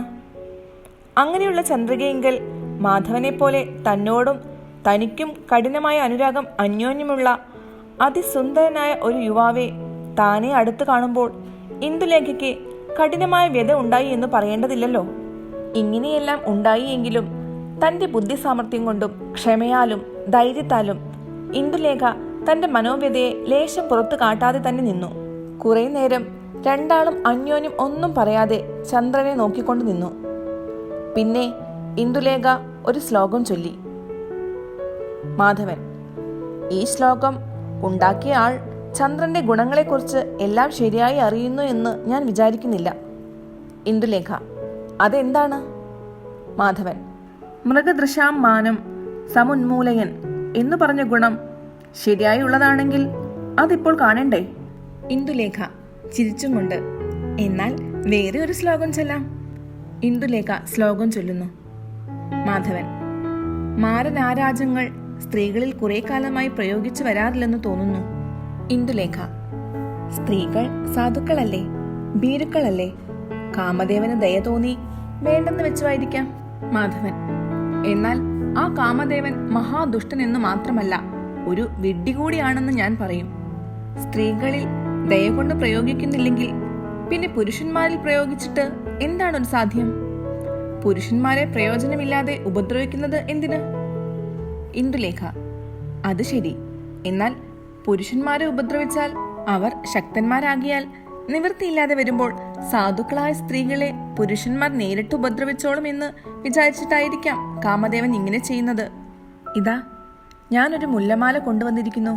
ഇത് ഇന്ന് ഞാൻ തന്നെ കെട്ടിയുണ്ടാക്കിയതാണ്. ഇതിന്റെ നായകമണിയാക്കി കെട്ടിയിരിക്കുന്ന ഈ ചെറിയ താമരപ്പൂവ് ഞാൻ തന്നെ ഇന്ന് രാവിലെ പൂവള്ളി പടിഞ്ഞാറേ കുളത്തിൽ നിന്ന് പറിച്ചതാണ്. ഈ മാല മാധവന്റെ കുടുമയിൽ വെച്ചാൽ നല്ല ഭംഗിയുണ്ടാവും. ഇതാ, എടുത്തോളൂ. മാധവൻ മുല്ലമാല കൈകൊണ്ട് വാങ്ങി. വാങ്ങുമ്പോൾ മാധവന്റെ കൈ വിറയ്ക്കുന്നു എന്ന് ഇന്ദുലേഖയ്ക്ക് തോന്നി. ഇന്ദുലേഖ: എന്താണ് കൈ വിറയ്ക്കുന്നത്? മാധവൻ: കാമദേവന്റെ ബാണമല്ലേ. ഭയപ്പെട്ടിട്ടുള്ള വിറ തന്നെ. ഇന്ദുലേഖ ഒന്ന് ചിരിച്ചു. മാധവൻ താമരപ്പൂ കയ്യിൽ വെച്ച് നോക്കിക്കൊണ്ട് ഒരു ശ്ലോകം ചൊല്ലി. ഇന്ദുലേഖ: ഒന്നാന്തരം ശ്ലോകം, എനിക്കും ഇത് പഠിക്കണം. മാധവൻ: ഈ മാലയിൽ ഒരു ചെറിയ കഷ്ണം ഞാൻ മുറിച്ചെടുത്ത് കുടുമയിൽ ചൂടാം. ശേഷം മുഴുവനും ഇന്ദുലേഖയുടെ തലമുടിയിൽ തന്നെ വെക്കുന്നതാണ് യോഗ്യത. ഇന്ദുലേഖ: യോഗ്യത എങ്ങനെയെങ്കിലും ആവട്ടെ, മാധവന്റെ ഇഷ്ടം പോലെ ചെയ്തോളൂ. മാധവൻ: ഇഷ്ടം പോലെ ചെയ്യുവാൻ സമ്മതമോ? ഇന്ദുലേഖ: മാലയെ സംബന്ധിച്ചിടത്തോളം ഇഷ്ടം പോലെ ചെയ്തോളൂ. മാധവൻ മാല കഷ്ണിച്ച് ഒരു ചെറിയ കഷ്ണം തന്റെ കുടുമയിൽ വെച്ച ശേഷം മുഴുവനും കയ്യിൽ തന്നെ പിടിച്ച് ഇന്ദുലേഖയുടെ മുഖത്തേക്ക് ഒന്ന് നോക്കി. മാധവൻ: ഇത് ഞാൻ തന്നെ ഇന്ദുലേഖയുടെ തലമുടിയിൽ തിരികട്ടെയോ? ഇന്ദുലേഖ: എന്റെ തലമുടിയിലോ? മാധവൻ: അതെ. ഇന്ദുലേഖ: മാധവന്റെ കൈകൊണ്ടോ? മാധവൻ: അതെ. ഇന്ദുലേഖ ഒന്നും മിണ്ടാതെ മന്ദഹസിച്ചുകൊണ്ട് നിന്നു. മാധവൻ പുഷ്പമാല ഇന്ദുലേഖയുടെ കുന്തളത്തിൽ ഭംഗിയായി വെച്ചു കഴിഞ്ഞ ഉടനെ: ഇന്ദുലേഖ, ഇതെല്ലാം അക്രമമാണ്. മാധവൻ എന്റെ വലിയച്ഛന്റെ മരുമകനാണെങ്കിലും നാം ബാല്യം മുതൽ അന്യോന്യം കളിച്ചു വളർന്നവരാണെങ്കിലും എല്ലായ്പ്പോഴും നാം കുട്ടികളല്ലെന്ന് ഓർക്കേണ്ടതാണ്. മാധവൻ: ഈ മാല ഇന്ദുലേഖയുടെ തലമുടിയിൽ വെച്ചപ്പോൾ ഞാൻ കുട്ടിയാണെന്ന് അശേഷം ഓർത്തില്ല. നല്ല യുവാവാണെന്ന് തന്നെ വിചാരിച്ചു. ഇന്ദുലേഖ: ആ സ്ഥിതിയിൽ മാധവൻ എന്നെ ഇങ്ങനെ തൊടും? മാധവൻ: തൊട്ടത് കണ്ടില്ലേ? ഇന്ദുലേഖ: അതാണ് അക്രമം എന്ന് പറഞ്ഞത്. മാധവൻ കണ്ണിൽ വെള്ളം നിറച്ചുകൊണ്ട്: എന്നെ എന്തിനിങ്ങനെ വലപ്പിക്കുന്നു? ഇന്ദുലേഖയെ കൂടാതെ അരനിമിഷം ഈ ഭൂമിയിൽ ഇരിപ്പാൻ എനിക്ക് ആഗ്രഹമില്ല. ഇന്ദുലേഖ മനസ്സിൽ വന്ന വ്യസനത്തെ സ്ഥിരമായി അടക്കിക്കൊണ്ട്: എന്നോട് കൂടാതെ ഇരിക്കണമെന്ന് ആര് പറഞ്ഞു? മാധവൻ: കൂടാതെ എന്ന് പറഞ്ഞ വാക്കിന് ഞാൻ ഉദ്ദേശിച്ച അർത്ഥത്തിൽ തന്നെയോ ഇന്ദുലേഖ എന്നോട് ഇപ്പോൾ പറയുന്നത്? ഇന്ദുലേഖ: എന്താണ് മാധവൻ ഉദ്ദേശിച്ച അർത്ഥം? മാധവൻ: കൂടാതെ എന്ന് പറഞ്ഞത് ഇന്ദുലേഖയുമായി രാവും പകലും ഒരുപോലെ വിനോദിപ്പാനുള്ള സ്വാതന്ത്ര്യവും ഭാഗ്യവും കൂടാതെ എന്നാണ്. ഇന്ദുലേഖ: നേരം വൈകി, മഞ്ഞു വീഴുന്നുണ്ട്, പോയി കിടന്നോളൂ. നാളെ രാവിലെ ചായ കുടിക്കാൻ മുകളിൽ വരണേ. മാധവൻ: ശരീരവും മനസ്സും വ്രണപ്പെട്ട പോലെ വേദനയുള്ള എനിക്ക് കിടന്നുറങ്ങാൻ എങ്ങനെ സാധിക്കും? ഇന്ദുലേഖ: അതിന് വ്രണവിരോപണമായ വല്ല മരുന്നും സേവിച്ച് സുഖം വരുത്തണം. മാധവൻ: ഞാൻ അതിന് ഒരു മരുന്ന് കണ്ടിട്ടുണ്ട്. ഒരു പ്രമാണപ്രകാരം ആ പ്രമാണം പറയാം. മരുന്ന് തരുമോ? ഇന്ദുലേഖ: എന്താണ് പ്രമാണം? കേൾക്കട്ടെ. മാധവൻ ഒരു ശ്ലോകം ചൊല്ലുന്നു. ഇന്ദുലേഖ: ശരി, നല്ല പ്രമാണം. ഈ മരുന്ന് എവിടെ കിട്ടും? മാധവൻ: ഇന്ദുലേഖയുടെ കൈവശമുണ്ടല്ലോ. ഇന്ദുലേഖ: അത് ഇപ്പോൾ എടുപ്പാൻ പാടില്ല. മഞ്ഞു വളരെ. ഞാൻ പോണു. മാധവൻ പോയി കിടന്നുറങ്ങൂ. ഭ്രാന്തന്മാരെ പോലെ ആവരുത്. മാധവൻ: ആട്ടെ, എനിക്ക് ആ മരുന്ന് എപ്പോഴെങ്കിലും കിട്ടുമോ? ഇന്ദുലേഖ കിട്ടുമെന്ന് ഒരു വാക്ക് പറഞ്ഞാൽ മതി. എന്നാൽ ഞാൻ പരമഭാഗ്യവാനായി. എന്നെ ഇങ്ങനെ തപിപ്പിക്കരുതേ. ആ വാക്കു മാത്രം ഒന്ന് പറഞ്ഞു കേൾക്കണം. അതിന് എനിക്ക് ഭാഗ്യമുണ്ടോ? ഇന്ദുലേഖ: എനിക്ക് ഉറക്ക വല്ലാതെ വരുന്നു. ഞാനിതാ പോകുന്നു എന്നു പറഞ്ഞ് ഇന്ദുലേഖ ക്ഷണേന മാളികയിലേക്ക് കയറിപ്പോയി. ഇന്ദുലേഖ പോയ വഴിയും നോക്കി മാധവൻ വിഷണ്ണനായി അതിപരിതാപത്തോടെ നിന്നു. ഇന്ദുലേഖ മുകളിലേക്ക് പോയി എന്നേ ഉള്ളൂ. മുകളിൽ അറയിലെത്തിയ മുതൽ ജാലകത്തിൽ കൂടി മാധവൻ മിറ്റത്ത് നിന്ന് പോകുന്നതുവരെ മാധവനെ തന്നെ നോക്കിക്കൊണ്ടു നിന്നു. ഇങ്ങനെ മാധവനും ഇന്ദുലേഖയുമായി അന്യോന്യം നടന്ന സല്ലാപങ്ങളെക്കുറിച്ച് പറയുന്നതായാൽ വളരെ പറയേണ്ടി വരും. പിന്നെ വിശേഷിച്ച് ഇതൊരു പൂർവകഥാപ്രസംഗം മാത്രമാണല്ലോ. എങ്കിലും ഒരു ദിവസം ഇവർ തമ്മിലുണ്ടായ ഒരു സല്ലാപം കൂടി എൻ്റെ വായനക്കാരെ മനസ്സിലാക്കണമെന്ന് എനിക്കൊരാഗ്രഹമുണ്ടാവുന്നതിനാൽ പറയുന്നു. ഇന്ദുലേഖയെ തന്നെ രാവും പകലും വിചാരിച്ച് മാധവന്റെ മനസ്സിന് ഒരു പുകച്ചിലായി തീർന്നു. ഒരു രാത്രിയിൽ മാധവൻ ഉറങ്ങാൻ ഭാവിച്ചു കിടക്കുന്നു. ഉറക്ക് എന്തു ചെയ്തിട്ടും വരുന്നില്ല. അങ്ങനെ കിടക്കുമ്പോൾ മാധവന് തോന്നി, എന്തിനാണ് ഇങ്ങനെ സങ്കടപ്പെടുന്നത്?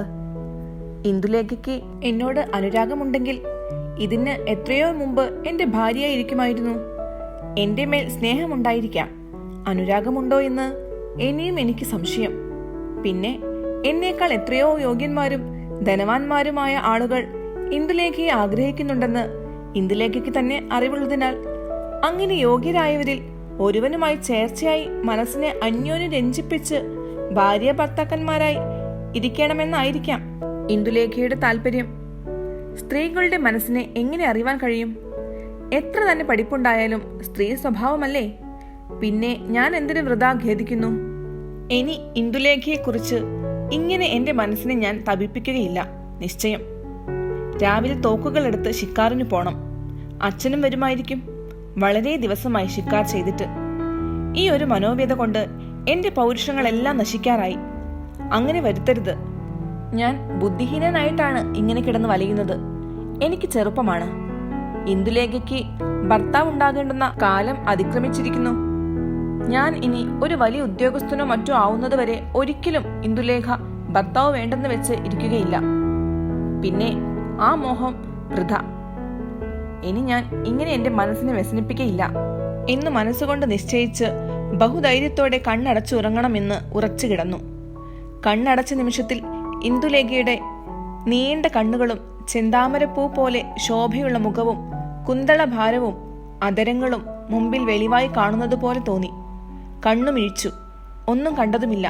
മാധവൻ എണീറ്റിരുന്ന് ബഹുധൈര്യം നടിച്ച് ഇനി ഞാൻ ഇന്ദുലേഖയെ വിചാരിക്കുകയില്ല എന്ന് തീർച്ചയായി ഉറച്ചു. അപ്പോൾ തന്റെ അറയുടെ വാതുക്കൽ ഒരു സ്ത്രീ നിൽക്കുന്നത് കണ്ടു. മാധവൻ: ആരാണത്? ഞാൻ തന്നെ. പൂവരങ്ങിൽ നിന്ന് ഒരു മാല തന്നയച്ചിരിക്കുന്നു എന്ന് പറഞ്ഞ് ഇന്ദുലേഖയുടെ ദാസി അമ്മു എന്ന സ്ത്രീ മാധവന്റെ അറയിൽ കടന്നു തന്റെ കയ്യിലുള്ള ഒരു പനീർ ചെമ്പകമാല മാധവൻ വശം കൊടുത്തു. മാധവൻ മാല വാങ്ങി നോക്കി ദീർഘമായി ഒന്ന് നിശ്വസിച്ചു. അമ്മു: നാളെ രാവിലെ ചായ കുടിക്കാൻ മുകളിൽ ചെല്ലണമെന്ന് പറഞ്ഞിരിക്കുന്നു. ചെല്ലാതിരിക്കരുതെന്ന് തീർച്ചയായി പറഞ്ഞിരിക്കുന്നു. മാധവൻ: ഞാൻ പുലരാൻ 4 നാഴികയുള്ളപ്പോൾ നായാട്ടിന് പോകുന്നു. അച്ഛനും വരുമായിരിക്കും. നാളെ അസ്തമിച്ചിട്ടേ മടങ്ങി വരികയുള്ളൂ എന്ന് പറയൂ. അമ്മു: അങ്ങനെ തന്നെ പറയാം. എന്നാൽ പുലർച്ചയ്ക്ക് കാണണമെങ്കിൽ കാണാൻ ശരിയാവും. തിരുവാതിരക്കുളി ഉണ്ടല്ലോ. അമ്മ 7 നാഴിക വെളിച്ചാവാനുള്ളപ്പോൾ ഉണർന്ന് കുളപ്പുരയിൽ കുളിപ്പാൻ പോവാറ് പതിവാണ്. മാധവൻ: രാത്രി എനിക്ക് പെണ്ണുങ്ങളെ വന്ന് കാണാൻ പാടില്ല. മറ്റന്നാൾ രാവിലെ കാണാമെന്ന് പറയൂ. അമ്മു മന്ദഹസിച്ചുകൊണ്ട് പറയാം എന്ന് പറഞ്ഞ് ഇന്ദുലേഖയുടെ മാളികയിലേക്ക് പോയി വിവരം പറഞ്ഞു. ഇന്ദുലേഖ വീണ്ടും ദാസിയെ വേറെ ഒരു വിവരം പറഞ്ഞ് മാധവന്റെ അടുക്കിലേക്ക് അയച്ചു. അമ്മു രണ്ടാമത് ചെല്ലുമ്പോൾ മാധവൻ മാലയെ കയ്യിൽ വെച്ച് നോക്കി രസിച്ചും കൊണ്ടിരിക്കുന്നു. അമ്മുവെ രണ്ടാമതും കണ്ടപ്പോൾ എന്താണ് പിന്നെയും വന്നത് എന്ന് ചോദിച്ചു. അമ്മ വിശേഷമായി ഒരു തൊപ്പി തുന്നുന്നുണ്ടത്രേ. അത് നായാട്ടിന് പോകുമ്പോൾ തലയിൽ ഇട്ടുകൊണ്ടു പോകാം. പുലർച്ചയ്ക്ക് മാളികയിൽ കയറി ചെല്ലാൻ യജമാനന് വിരോധമുണ്ടെങ്കിൽ മിറ്റത്ത് കിളിവാതിലിന് നേരെ നിന്നാൽ തൊപ്പി എടുത്തു തരാമെന്ന് അമ്മ പറഞ്ഞിരിക്കുന്നു. മാധവൻ: എന്നാൽ ഇപ്പോൾ ഇങ്ങോട്ട് കൊടുത്തയക്കരുതേ. അമ്മു: തൊപ്പി മുഴുവനും തീർന്നിട്ടില്ലായിരിക്കും. മാധവൻ: എന്താണ് രാത്രിയിൽ തുന്നൽപ്പണി ചെയ്യാറുണ്ടോ? അമ്മു: രാത്രി ഈയിടെ തുന്നലും പുസ്തകം വായനയും മറ്റും തന്നെയാണ്. ഉറക്ക് വളരെ കുറഞ്ഞിരിക്കുന്നു. മാധവൻ: അതിന് എന്താണ് സംഗതി? സംഗതി എന്തോ എന്ന് പറഞ്ഞ് അമ്മ മന്ദഹസിച്ചും കൊണ്ട് തല താഴ്ത്തി ലജ്ജാഭാവത്തോടെ നിന്നു. മാധവൻ: അങ്ങനെയാട്ടെ, നീ പോയിക്കോ. ഞാൻ പുലർച്ചെ പോകുമ്പോൾ ജാലകം തുറന്നു കണ്ടാൽ വിളിക്കും എന്ന് പറയൂ. ജാലകം തുറന്നു കണ്ടില്ലെങ്കിൽ നേരെ പോവും. അമ്മ പോയ ഉടനെ മാധവന് പിന്നെയും വിചാരം തുടങ്ങി. ഇന്ദുലേഖയ്ക്കും ഉറക്കില്ല. എന്നോട് ഇന്ദുലേഖയ്ക്ക് അനുരാഗമുണ്ടെന്നുള്ളതിന് സംശയമില്ല. എനിക്ക് ലേശ സംശയമില്ല. എന്നാൽ പിന്നെ എന്താണ് അത് ഭാവിക്കാത്തത്? കുട്ടിക്കളികളല്ലാതെ വേറൊന്നും പുറത്തു കാണുന്നില്ലല്ലോ. ഇതിന് എന്ത് സംഗതി എന്നിങ്ങനെ ആലോചിച്ചും കൊണ്ട് മാധവൻ കട്ടിലിന്മേൽ നിന്ന് എണീറ്റ് രാവിലെ ശിക്കാറിന് പോവാനുള്ള വട്ടങ്ങൾ ഒരുക്കി. ഒന്നാന്തരം ഒരു തോക്കെടുത്ത് തുടച്ചു വെച്ചു. ആവശ്യമുള്ള തിരകൾ എടുത്തു വെച്ചു. പുലരാൻ 4 നാഴികയ്ക്ക് ചായ വേണമെന്ന് വാലിയക്കാരനെ വിളിച്ചു പറഞ്ഞു കിടന്നു. 4 മണിക്ക് എണീറ്റ് കുപ്പായം, കാലൊറ, ബൂട്ട്സ് ഇതുകളിട്ട് തന്റെ ഒരു വാലിയക്കാരനെയും ഒന്നിച്ചു കൂട്ടി നായാട്ടിന് പുറപ്പെട്ടു പോകും വഴി ഇന്ദുലേഖയുടെ മാളികയുടെ ചുവട്ടിലെത്തി മേലോട്ട് നോക്കിയപ്പോൾ ഒരു ചന്ദ്രൻ ഉദിച്ചു പൊങ്ങി നിൽക്കുന്നത് പോലെ ഇന്ദുലേഖയുടെ മുഖം ജാലകത്തിൽ കൂടെ മുകളിൽ ഇന്ദുലേഖയുടെ സമീപം കത്തുന്ന അതിപ്രകാശമുള്ള വെളിച്ചത്തിൽ കണ്ട് മാധവൻ മയങ്ങിപ്പോയി. ഇന്ദുലേഖ, എന്താണ് ഇത്ര നേരത്തെ പുറപ്പെട്ടത്? ജന്തുഹിംസ ചെയ്യണമെങ്കിൽ ജന്തുക്കളെ കണ്ണുകൊണ്ട് കണ്ടിട്ട് വേണ്ടേ? ഇരുട്ടിൽ എങ്ങനെ കാണും? മാധവൻ, കുറെ ദൂരെ പോയിട്ട് വേണം നായാട്ട് തുടങ്ങുവാൻ. ഇന്ദുലേഖ, ഓഹോ, വലിയ വട്ടം കൂട്ടിയിട്ടുള്ള നായാട്ടിനോ ഭാവം? മാധവൻ, കുറെ വിസ്തരിച്ചിട്ട് തന്നെയാണ് ഭാവം. അങ്ങനെയായാൽ മനസ്സിന് കുറെ സുഖമുണ്ടാവും എന്ന് തോന്നുന്നു. ഇന്ദുലേഖ, ശരി. ഇക്കുറി മദിരാശിയിൽ നിന്ന് വരുമ്പോൾ എത്ര തോക്കുകൾ കൊണ്ടുവന്നിട്ടുണ്ട്? മാധവൻ, ഒന്ന് മാത്രം, ബ്രീച്ച് ലോഡർ. ഇന്ദുലേഖ, അത് എനിക്കൊന്ന് കാണണം, ഇങ്ങോട്ട് കൊടുത്തയക്കൂ. മാധവന്റെ വാലിയക്കാരൻ ഉടനെ തോക്ക് മുകളിലേക്ക് കൊണ്ടുചെന്നു. ഇന്ദുലേഖ വാങ്ങി അകത്തു വെച്ച് വാതിൽ പൂട്ടി അമ്മുവോട് വെളിച്ചമെടുക്കാൻ പറഞ്ഞ് കുളിപ്പാൻ ചുവട്ടിലിറങ്ങി. മാധവന്റെ അരിയത്ത് എത്തിയപ്പോൾ പറഞ്ഞു, ഇന്ദുലേഖ, ശരി, ബ്രീച്ച് ലോഡർ ഇപ്പോൾ മാളികയിൽ ഇരിക്കട്ടെ. തൊപ്പിപ്പണി മുഴുവനും തീർന്നിട്ടില്ല. അത് തീർന്നിട്ട് നാളെയോ മറ്റന്നാളോ നായാട്ടിന് പോവാം. എന്നാൽ മതി, ഇപ്പോൾ പോയി കിടന്നുറങ്ങൂ. മാധവൻ, ഇത് വലിയ സങ്കടം തന്നെ. എനിക്ക് നായാട്ടിന് കൂടി പോവാൻ പാടില്ലെന്നോ? ഇന്ദുലേഖ, അതെ, ഇന്ന് പോവാൻ പാടില്ലെന്നു തന്നെ. മാധവൻ, അതെന്താണ്? ഇന്ദുലേഖ, തൊപ്പിപ്പണി തീർന്നിട്ടില്ല, അതുതന്നെ. മാധവൻ, ഞാൻ തൊപ്പി വേണമെന്ന് പറഞ്ഞുവോ? ഇന്ദുലേഖ, തൊപ്പി വേണ്ട എന്ന് പറഞ്ഞുവോ? ഇന്നലെ അമ്മ വന്ന് ചോദിച്ചപ്പോൾ വേണ്ട എന്ന് പറയായിരുന്നില്ലേ? മാധവൻ, വേണ്ട എന്ന് ഞാൻ ഇപ്പോൾ പറയുന്നു. ഇന്ദുലേഖ, അത് സാരമില്ല, അത് ഞാൻ കേൾക്കയില്ല. ഇന്നലെ വേണ്ട എന്ന് പറഞ്ഞയച്ചിരുന്നുവെങ്കിൽ ഞാൻ രാത്രി ഉറക്കമൊഴിഞ്ഞ് പണി ചെയ്യുന്നതല്ലായിരുന്നു. പിന്നെ ഇത്രയൊക്കെ എന്നെ കൊണ്ട് ബുദ്ധിമുട്ടിച്ച് ഇപ്പോൾ വേണ്ട എന്ന് പറഞ്ഞാൽ ആര് കേൾക്കും? മാധവൻ, ഈ കുട്ടിക്കളിയിലൊന്നും എനിക്ക് അശേഷം രസം തോന്നുന്നില്ല. മനുഷ്യരെ വെറുതെ ഉപദ്രവിച്ചിട്ട് എന്ത് സാധ്യം?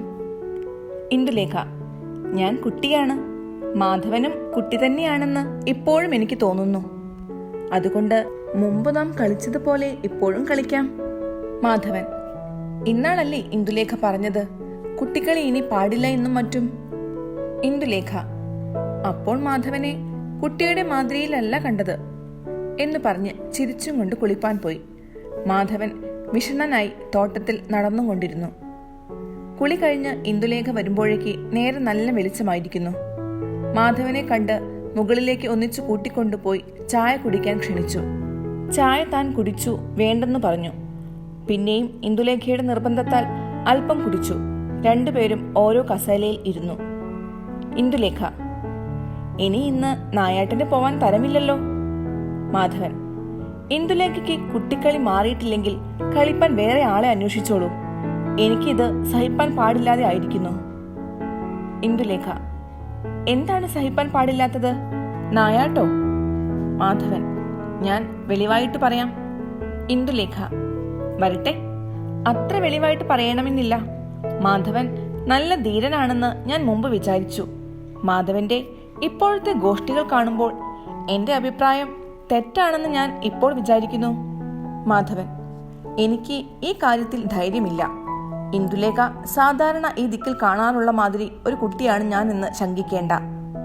ഞാൻ ഇതുവരെ യാതൊരു ദുർമര്യാദയിലും ലേശം പ്രവേശിക്കാത്തവനാണ്. എനിക്ക് സ്ത്രീകളിൽ ചാബല്യം ഇന്ദുലേഖയെ കാണുന്നതിന് മുൻപ് ഉണ്ടായിട്ടേയില്ല. അതുകൊണ്ടായിരിക്കാം ഇപ്പോൾ ഉണ്ടാകുന്ന ചാബല്യത്തിന് ഇത്ര അധികം ശക്തി. ഇനിയും ഇന്ദുലേഖ എന്നെ വലിപ്പിക്കാനാണ് ഭാവമെങ്കിൽ ഞാൻ ഈ ദിക്കിൽ ഇരിപ്പാൻ തന്നെ ഭാവമില്ല. ഇന്ദുലേഖ, അപ്പോൾ വേറെ ദിക്കിൽ പോയാൽ ഈ വിചാരം ഉണ്ടാവുകയില്ല അല്ലേ? അതിന്റെ താല്പര്യം കാണുമ്പോഴേ ഈ അനുരാഗവും ഗോഷ്ഠികളും ഉണ്ടാവുന്നുള്ളൂ എന്നാണ്. മാധവൻ, അങ്ങനെയല്ല അതിന്റെ താല്പര്യം. ഇന്ദുലേഖയുമായി എനിക്ക് ഹിതപ്രകാരം ഇരിക്കാൻ സാധിക്കുന്നില്ലെങ്കിൽ പിന്നെ എന്റെ രാജ്യവും വീടും എനിക്ക് വേണ്ട എന്നാകുന്നു ഞാൻ പറഞ്ഞതിന്റെ അർത്ഥം. ഇന്ദുലേഖ, ആട്ടെ, ശരി. മാധവന് എന്നോട് ഇത്ര അനുരാഗം ഉണ്ടായിട്ടും എനിക്ക് മാധവനോട് ലേശം അനുരാഗം ഇല്ലെങ്കിലോ? പിന്നെ മാധവന് എന്നോട് പ്രിയമുണ്ടാകുമോ? മാധവൻ, എന്നോട് ഇന്ദുലേഖയ്ക്ക് അനുരാഗമില്ലെന്ന് ഞാൻ ഒരിക്കലും വിചാരിക്കയില്ല. ഇന്ദുലേഖ: പിന്നെ എന്താണ് ഈ തടസ്സം? മാധവൻ: തടസ്സമോ? ഇന്ദുലേഖ: അതെ, തടസ്സം എന്താണ്, പറയൂ. മാധവൻ: പറയാം. ഈ തടസ്സത്തിന് കാരണം ഞാൻ വിചാരിക്കുന്നത്, ഒന്നാമത് ഞാൻ വലിയ ഒരു സ്ഥിതിയിൽ ഇനിയും ആയിട്ടില്ലെന്ന് ഇന്ദുലേഖ വിചാരിക്കുന്നത് കൊണ്ട്, രണ്ടാമത് വേറെ വളരെ യോഗ്യരായ ധനികന്മാരും പ്രഭുക്കളും മഹാരാജാക്കന്മാരും ഇന്ദുലേഖയെ കാക്ഷിച്ചിരിക്കുന്നു എന്ന് ഇന്ദുലേഖയ്ക്ക് അറിവുള്ളതുകൊണ്ട്. ഇന്ദുലേഖ: മാധവൻ ഇത്ര ശപ്പനാണെന്ന് ഞാൻ ഇതുവരെ വിചാരിച്ചില്ല. എന്നെ കാക്ഷിക്കുന്ന യോഗ്യരിലും മഹാരാജാക്കന്മാരിലും എനിക്ക് ഭ്രമമുണ്ടെങ്കിൽ എനിക്ക് അവരിൽ ഒരാളെ ഇതുവരെ ഭർത്താവാക്കിക്കൂടായിരുന്നുവോ? ഈ വിധം ഭോഷത്വം പറഞ്ഞത് ആശ്ചര്യം. എനിക്ക് ഈ കാര്യത്തിൽ ധനവും പുല്ലും സമമാണ്. എന്റെ മനസ്സിന് അഭിരുചി തോന്നുന്നവൻ എന്റെ ഭർത്താവെന്ന് മാത്രമാണ് ഞാൻ നിശ്ചയിച്ചിട്ടുള്ളത്. മാധവൻ: അങ്ങനെ അഭിരുചി ഇതുവരെ ആരിലെങ്കിലും തോന്നിയിട്ടുണ്ടോ? ഇന്ദുലേഖ: ഉണ്ടെങ്കിൽ അത് ശപ്പനായ മാധവനോട് ഞാൻ എന്തിനു പറയണം? മാധവൻ: എന്തിനാണ് എന്നെ ശകാരിക്കുന്നത്? ഇതും കൂടി വേണമോ? ഇന്ദുലേഖ: മതി മതി, മഹാരസികൻ തന്നെ മാധവൻ. എനിക്ക് മാധവനിൽ അനുരാഗമുണ്ടെന്ന് മാധവന് ബോധ്യമാണ്. എന്നാലും മഹാരാജാക്കന്മാരും പ്രഭുക്കളും എന്നെ ആവശ്യപ്പെടുന്നതുകൊണ്ട് എന്റെ അനുരാഗത്തിനും മനസ്സിനും വിരോധമായി അവരിൽ ആരെയെങ്കിലും സ്വീകരിച്ചു കളയുമെന്ന് വിചാരിക്കുന്നു അല്ലേ? കഷ്ട! ഇത്ര ബുദ്ധിഹീനനാണ് മാധവൻ. കഷ്ട! ഇത്ര നിസ്സാരയായ ഒരു സ്ത്രീയാണ് ഞാനെന്ന് വിചാരിച്ചു പോയല്ലോ. ഇങ്ങനെയാണെങ്കിൽ എന്നിൽ മാധവന് എങ്ങനെ ഇത്ര പ്രിയമുണ്ടായത്? ഈ വാക്കുകൾ കേട്ടപ്പോൾ മാധവന് കണ്ണിൽ ജലം നിറഞ്ഞു. സന്തോഷം കൊണ്ടോ ബഹുമാനം കൊണ്ടോ വ്യസനം കൊണ്ടോ ഈ അശ്രുക്കൾ ഉണ്ടായതെന്ന് എന്റെ വായനക്കാർ ആലോചിച്ച് നിശ്ചയിക്കേണ്ടതാണ്. ഇന്ദുലേഖ: എന്താണ് ഉത്തരം മുട്ടിയാൽ കരയുന്നത്? മാധവൻ: ഉത്തരം ഇല്ലാതായിട്ടല്ല, എനിക്ക് എല്ലായ്പ്പോഴും ഓരോന്ന് പറഞ്ഞ് തർക്കിച്ചും കൊണ്ടിരിപ്പാൻ സുഖമില്ല. ഇന്ദുലേഖ ബുദ്ധിമുട്ടിച്ചിട്ടാണ് ഞാൻ ഇവിടെ ഇരുന്നതിന്റെ ശേഷം ഒരു വാക്കെങ്കിലും മധുരമായി എന്നോട് പറഞ്ഞിട്ടില്ല. എല്ലാം വക്രോക്തികൾ തന്നെ. മലയാളത്തിൽ പെണ്ണുങ്ങൾക്ക് പുരുഷന്മാരെ ഇട്ട് വലപ്പിക്കുന്നതിൽ വളരെ സ്വതന്ത്രതയും ഇടയും ഉള്ളതുകൊണ്ട് പുരുഷന്മാർ സങ്കടം അനുഭവിക്കുക എന്നേ വരൂ. ഇന്ദുലേഖ: എന്തുകൊണ്ടാണ് ഞാൻ എന്റെ വാക്കുകളെ മധുരമാക്കേണ്ടത്? കുറെ തേൻ കുടിച്ചിട്ട് വാക്കു പറയട്ടെ? അല്ലെങ്കിൽ ഞാൻ വാക്കു പറയുമ്പോൾ മാധവൻ കുറെ തേൻ കുടിച്ചുകൊണ്ടിരിക്കൂ, എന്നാൽ മധുരം തോന്നും. വല്ല ശപ്പത്തരവും പറഞ്ഞ് അതിന് നല്ല ഉത്തരം കിട്ടുമ്പോൾ ഉത്തരം പറയുന്ന ആളുടെ വാക്കിന് മധുരമില്ല, പുളിക്കുന്നു എന്നും മറ്റും പറഞ്ഞാൽ ആര് സമ്മതിക്കും?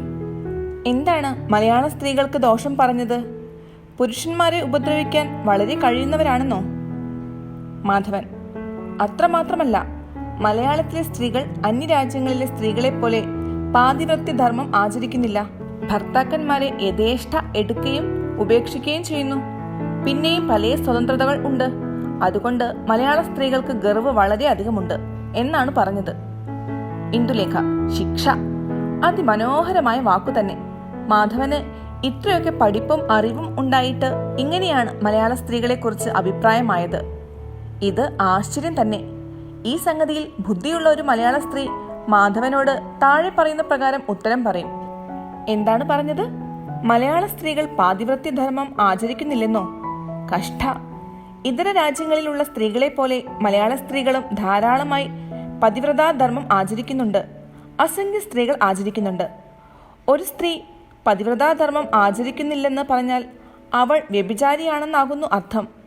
കേരളത്തിലെ സ്ത്രീകളെല്ലാം അല്ലെങ്കിൽ അധിക പക്ഷവും വ്യഭിചാരികളാണെന്ന് മാധവൻ പറയുന്നുവോ? അങ്ങനെ പറയുന്നുവെങ്കിൽ അത് ഞാൻ വിശ്വസിക്കയില്ല. നിശ്ചയം. വ്യഭിചാരം എങ്ങും ഏത് ജാതിയിലും ഉണ്ടാവാം. എന്നാൽ ഞങ്ങൾ നായന്മാരുടെ സ്ത്രീകൾ അന്തർജനങ്ങളെ പോലെ അന്യജനങ്ങളോട് സംസാരിക്കാതെയും വിദ്യാഭ്യാസം ചെയ്യാതെയും ശുദ്ധ മൃഗപ്രായമായി നടക്കുന്നില്ലാത്തതുകൊണ്ട് വ്യഭിചാരികളാണെന്നോ പതിവ്രതാധർമ്മം ഇല്ലെന്നോ മാധവൻ വിചാരിക്കുന്നുണ്ടെങ്കിൽ ഇത്ര അബദ്ധമായ വിചാരം വേറെ യാതൊന്നും ഇല്ല. യൂറോപ്പ്, അമേരിക്ക മുതലായ രാജ്യങ്ങളിലെ സ്ത്രീകളുടെ സ്ഥിതി ആലോചിച്ചു നോക്കൂ. ഈ രാജ്യങ്ങളിൽ പുരുഷന്മാർക്കും സ്ത്രീകൾക്കും പഠിപ്പ്, അറിവ്, സ്വതന്ത്രത ഇതെല്ലാം ഒരുപോലെയല്ലേ?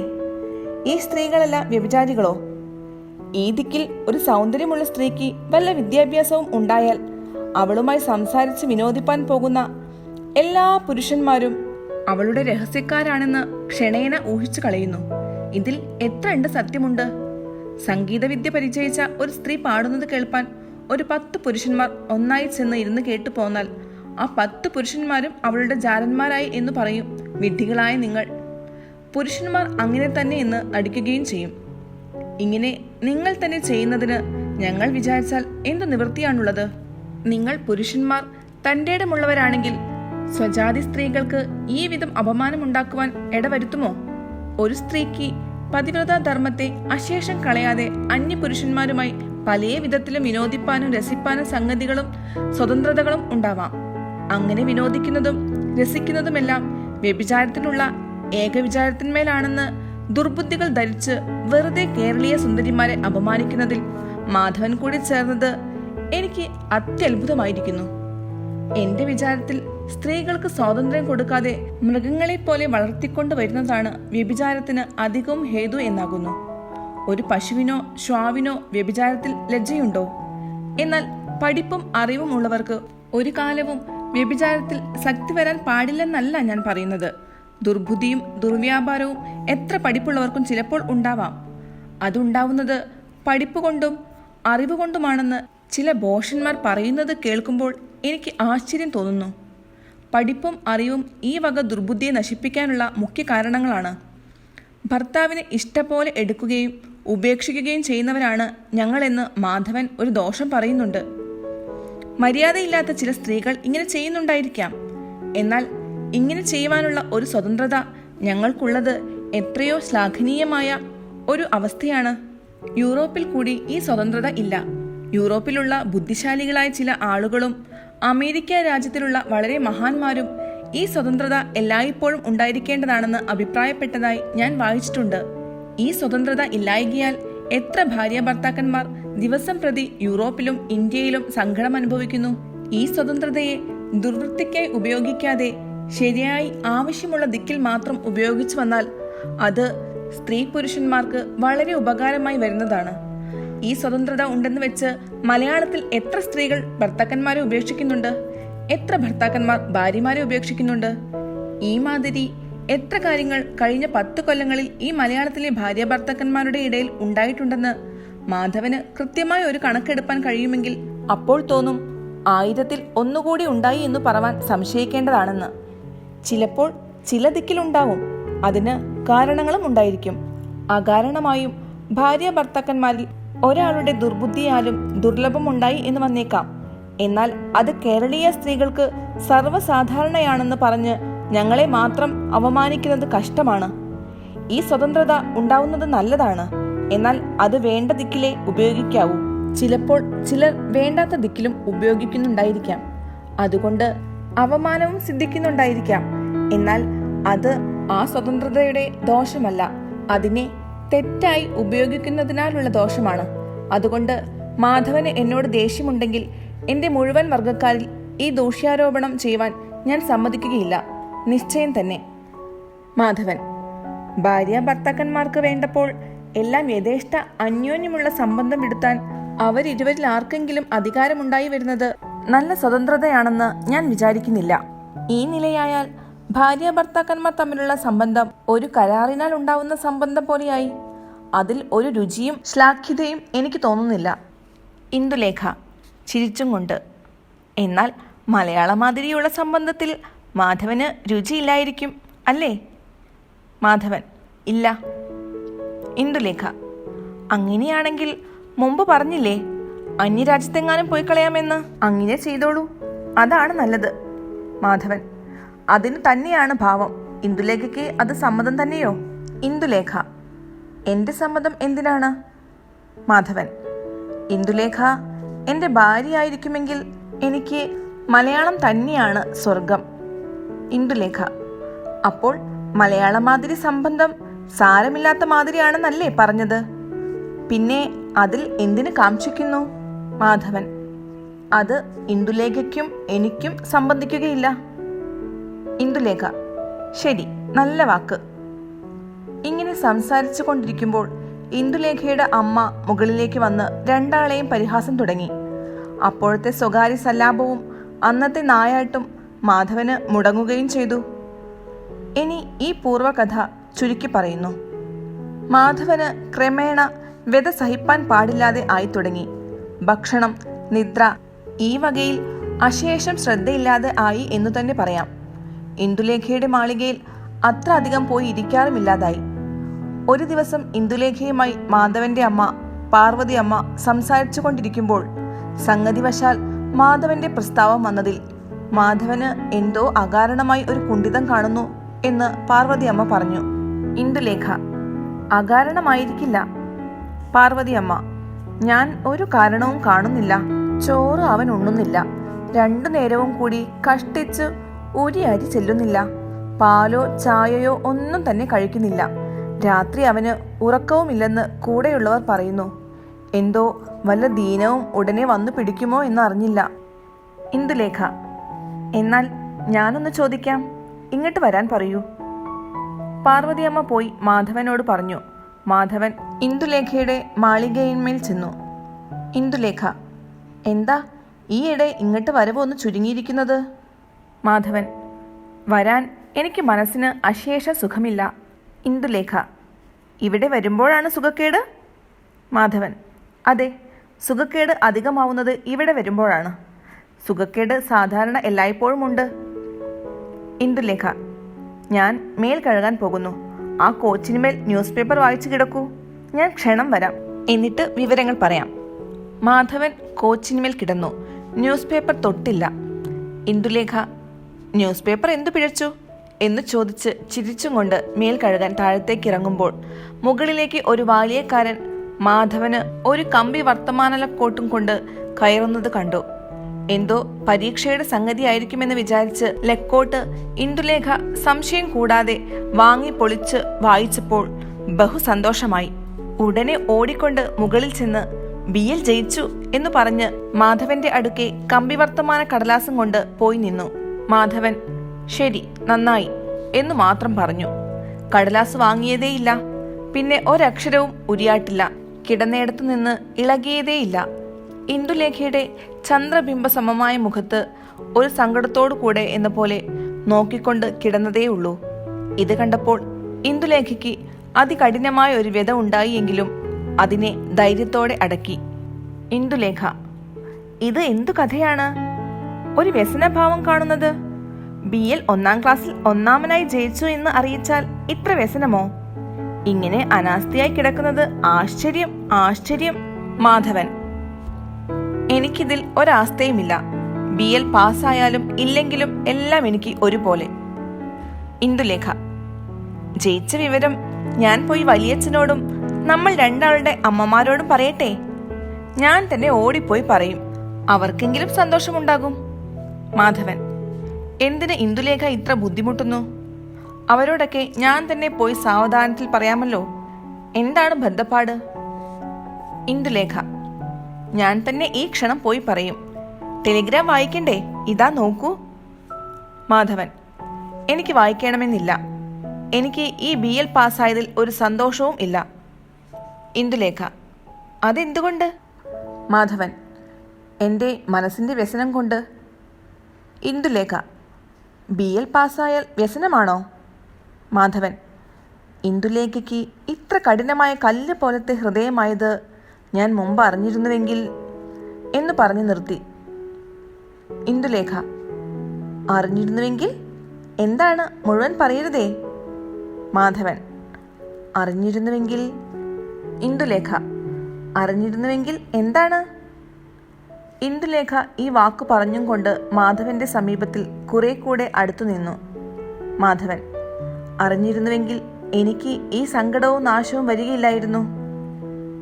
ഇന്ദുലേഖ: സങ്കടവും നാശവും അല്ലേ? മാധവൻ: മനസ്സ് ഇത്ര നിർദ്ദയമായി പോയല്ലോ. ഇന്ദുലേഖ: ആട്ടെ, ആ വിവരം ഞാൻ വന്നിട്ട് പറയാം.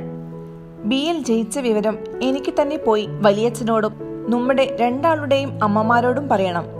ഞാൻ ഇതാ പോകുന്നു. ഓടിപ്പോയി പറഞ്ഞു വരാം. ഇവിടെ തന്നെ കിടക്കൂ. പരീക്ഷയിൽ ജയിച്ചു എന്ന് വന്നു പറഞ്ഞാൽ ഇങ്ങനെ സങ്കടപ്പെടുകയാണ് വേണ്ടത്? മാധവൻ: ഇന്ദുലേഖ, എനിക്ക് വേണ്ടി ഇത്ര ബുദ്ധിമുട്ടണ്ട. എനിക്ക് ഈ പാസ്സായതിൽ ഒരു സന്തോഷവുമില്ല. എൻ്റെ ജീവനും ശരീരവും ഉടനെ വേർവിടണമെന്ന് ദൈവത്തോട് ഒരു പ്രാർത്ഥന മാത്രമേ ഉള്ളൂ. പ്രാണവേദനയിൽ എനിക്ക് എന്തു പരീക്ഷ എന്നു പറഞ്ഞപ്പോഴേക്ക് മാധവന് കണ്ണുനീർ ധാരധാരിയായി ഒഴുകി. മാധവന്റെ ഈ സ്ഥിതി കണ്ടപ്പോൾ ഇന്ദുലേഖയുടെ ഹൃദയം കഠിനമായി തപിച്ച് ദഹിച്ചു പോയി എന്ന് തന്നെ പറയാം. തനിക്ക് തൽക്ഷണം ഒരു പ്രകാരത്തിലും അടക്കുവാൻ ശക്തിയില്ലാത്ത വിധം അത്യുൽക്കടമായി ഉണ്ടായ വ്യസനാനുരാഗങ്ങളാൽ കേവലം പരവശയായി ഇന്ദുലേഖ കോച്ചിന്മേലേക്ക് അടുത്തു ചെന്ന് മാധവന്റെ അതികോമളമായ മുഖം തന്റെ ചന്ദ്രവദനത്തിൽ ചേർത്ത് ദീർഘനിശ്വാസത്തോടെ അധരങ്ങളിൽ ഒരു ചുംബനം ചെയ്തു.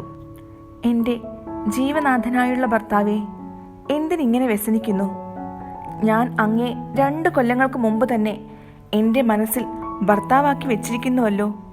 എൻ്റെ ശരീരവും മനസ്സും മുഴുവനും അങ്ങേ അധീനം. യഥേഷ്ട സുഖമായിരുന്നു കൊള്ളണം. എൻ്റെ മനസ്സ് ഇതുവരെ മാധവനെ ഒഴികെ ഒരാളെയും കാമിച്ചിട്ടില്ല, ഇനി കാമിക്കുന്നതുമല്ല എന്നു പറഞ്ഞ് മാധവന്റെ മാറത്തു തന്നെ ഒരു നിമിഷനേരം കിടന്നു. മാധവന്റെ കണ്ണീർ തൻ്റെ കൈകൊണ്ട് തുടച്ചു. പിന്നെ എണീറ്റ് നിന്നു. ഇന്ദുലേഖ ആദ്യം പറഞ്ഞ 2-4 വാക്കുകൾ മാത്രമേ മാധവൻ നന്നായി കേട്ടിട്ടുള്ളൂ. ഉടനെ ആനന്ദസമുദ്രത്തിൽ മുങ്ങിപ്പോയതിനാൽ ഒന്നും കേൾക്കാതെയും കാണാതെയുമായി. അല്പനേരം കഴിഞ്ഞു സുബോധം വന്നതുപോലെ എഴുന്നേറ്റു. മാധവൻ: ഇനി ഞാൻ BL പാസ്സായി എന്ന് എല്ലാവരോടും പറഞ്ഞോളൂ. എനിക്ക് ഈ ജന്മം വരുന്ന സകല ശ്രേയസ്സുകളും അഭ്യുദയങ്ങളും ഇന്ദുലേഖ കൂടി എന്നോട് കൂടെ അനുഭവിക്കുന്നതായാലേ ഈ ഇഹലോക നിവാസത്തിന് ഞാൻ ഇച്ഛിക്കുന്നുള്ളൂ. അത് എനിക്ക് സാധ്യമായി. ഞാൻ മഹാഭാഗ്യവാൻ തന്നെ, സംശയമില്ല. ഇനി ഞാൻ പാസ്സായ വിവരം ഇന്ദുലേഖ തന്നെ പോയി അറിയിക്കുന്നതാണ് ഉത്തമം. ഇങ്ങനെയാണ് ഇവരുടെ അന്ധകരണ വിവാഹം മുമ്പ് തന്നെ കഴിച്ചു വെച്ചിരുന്നത്. എന്നാൽ ഇവർ തമ്മിൽ ചേർച്ചയായിരിക്കുന്നു എന്നും ഒരു സമയം മാധവൻ തന്നെയാണ് ഇന്ദുലേഖയുടെ ഭർത്താവായിരിക്കാൻ ഇടയുള്ളത് എന്നും പഞ്ചുമേനവൻ അറിഞ്ഞിട്ടുണ്ട്. തനിക്ക് അതിൽ വളരെ സുഖം തോന്നിയില്ലെങ്കിലും കേവലം വിരസത അന്ന് ഭാവിച്ചിട്ടില്ലായിരുന്നു.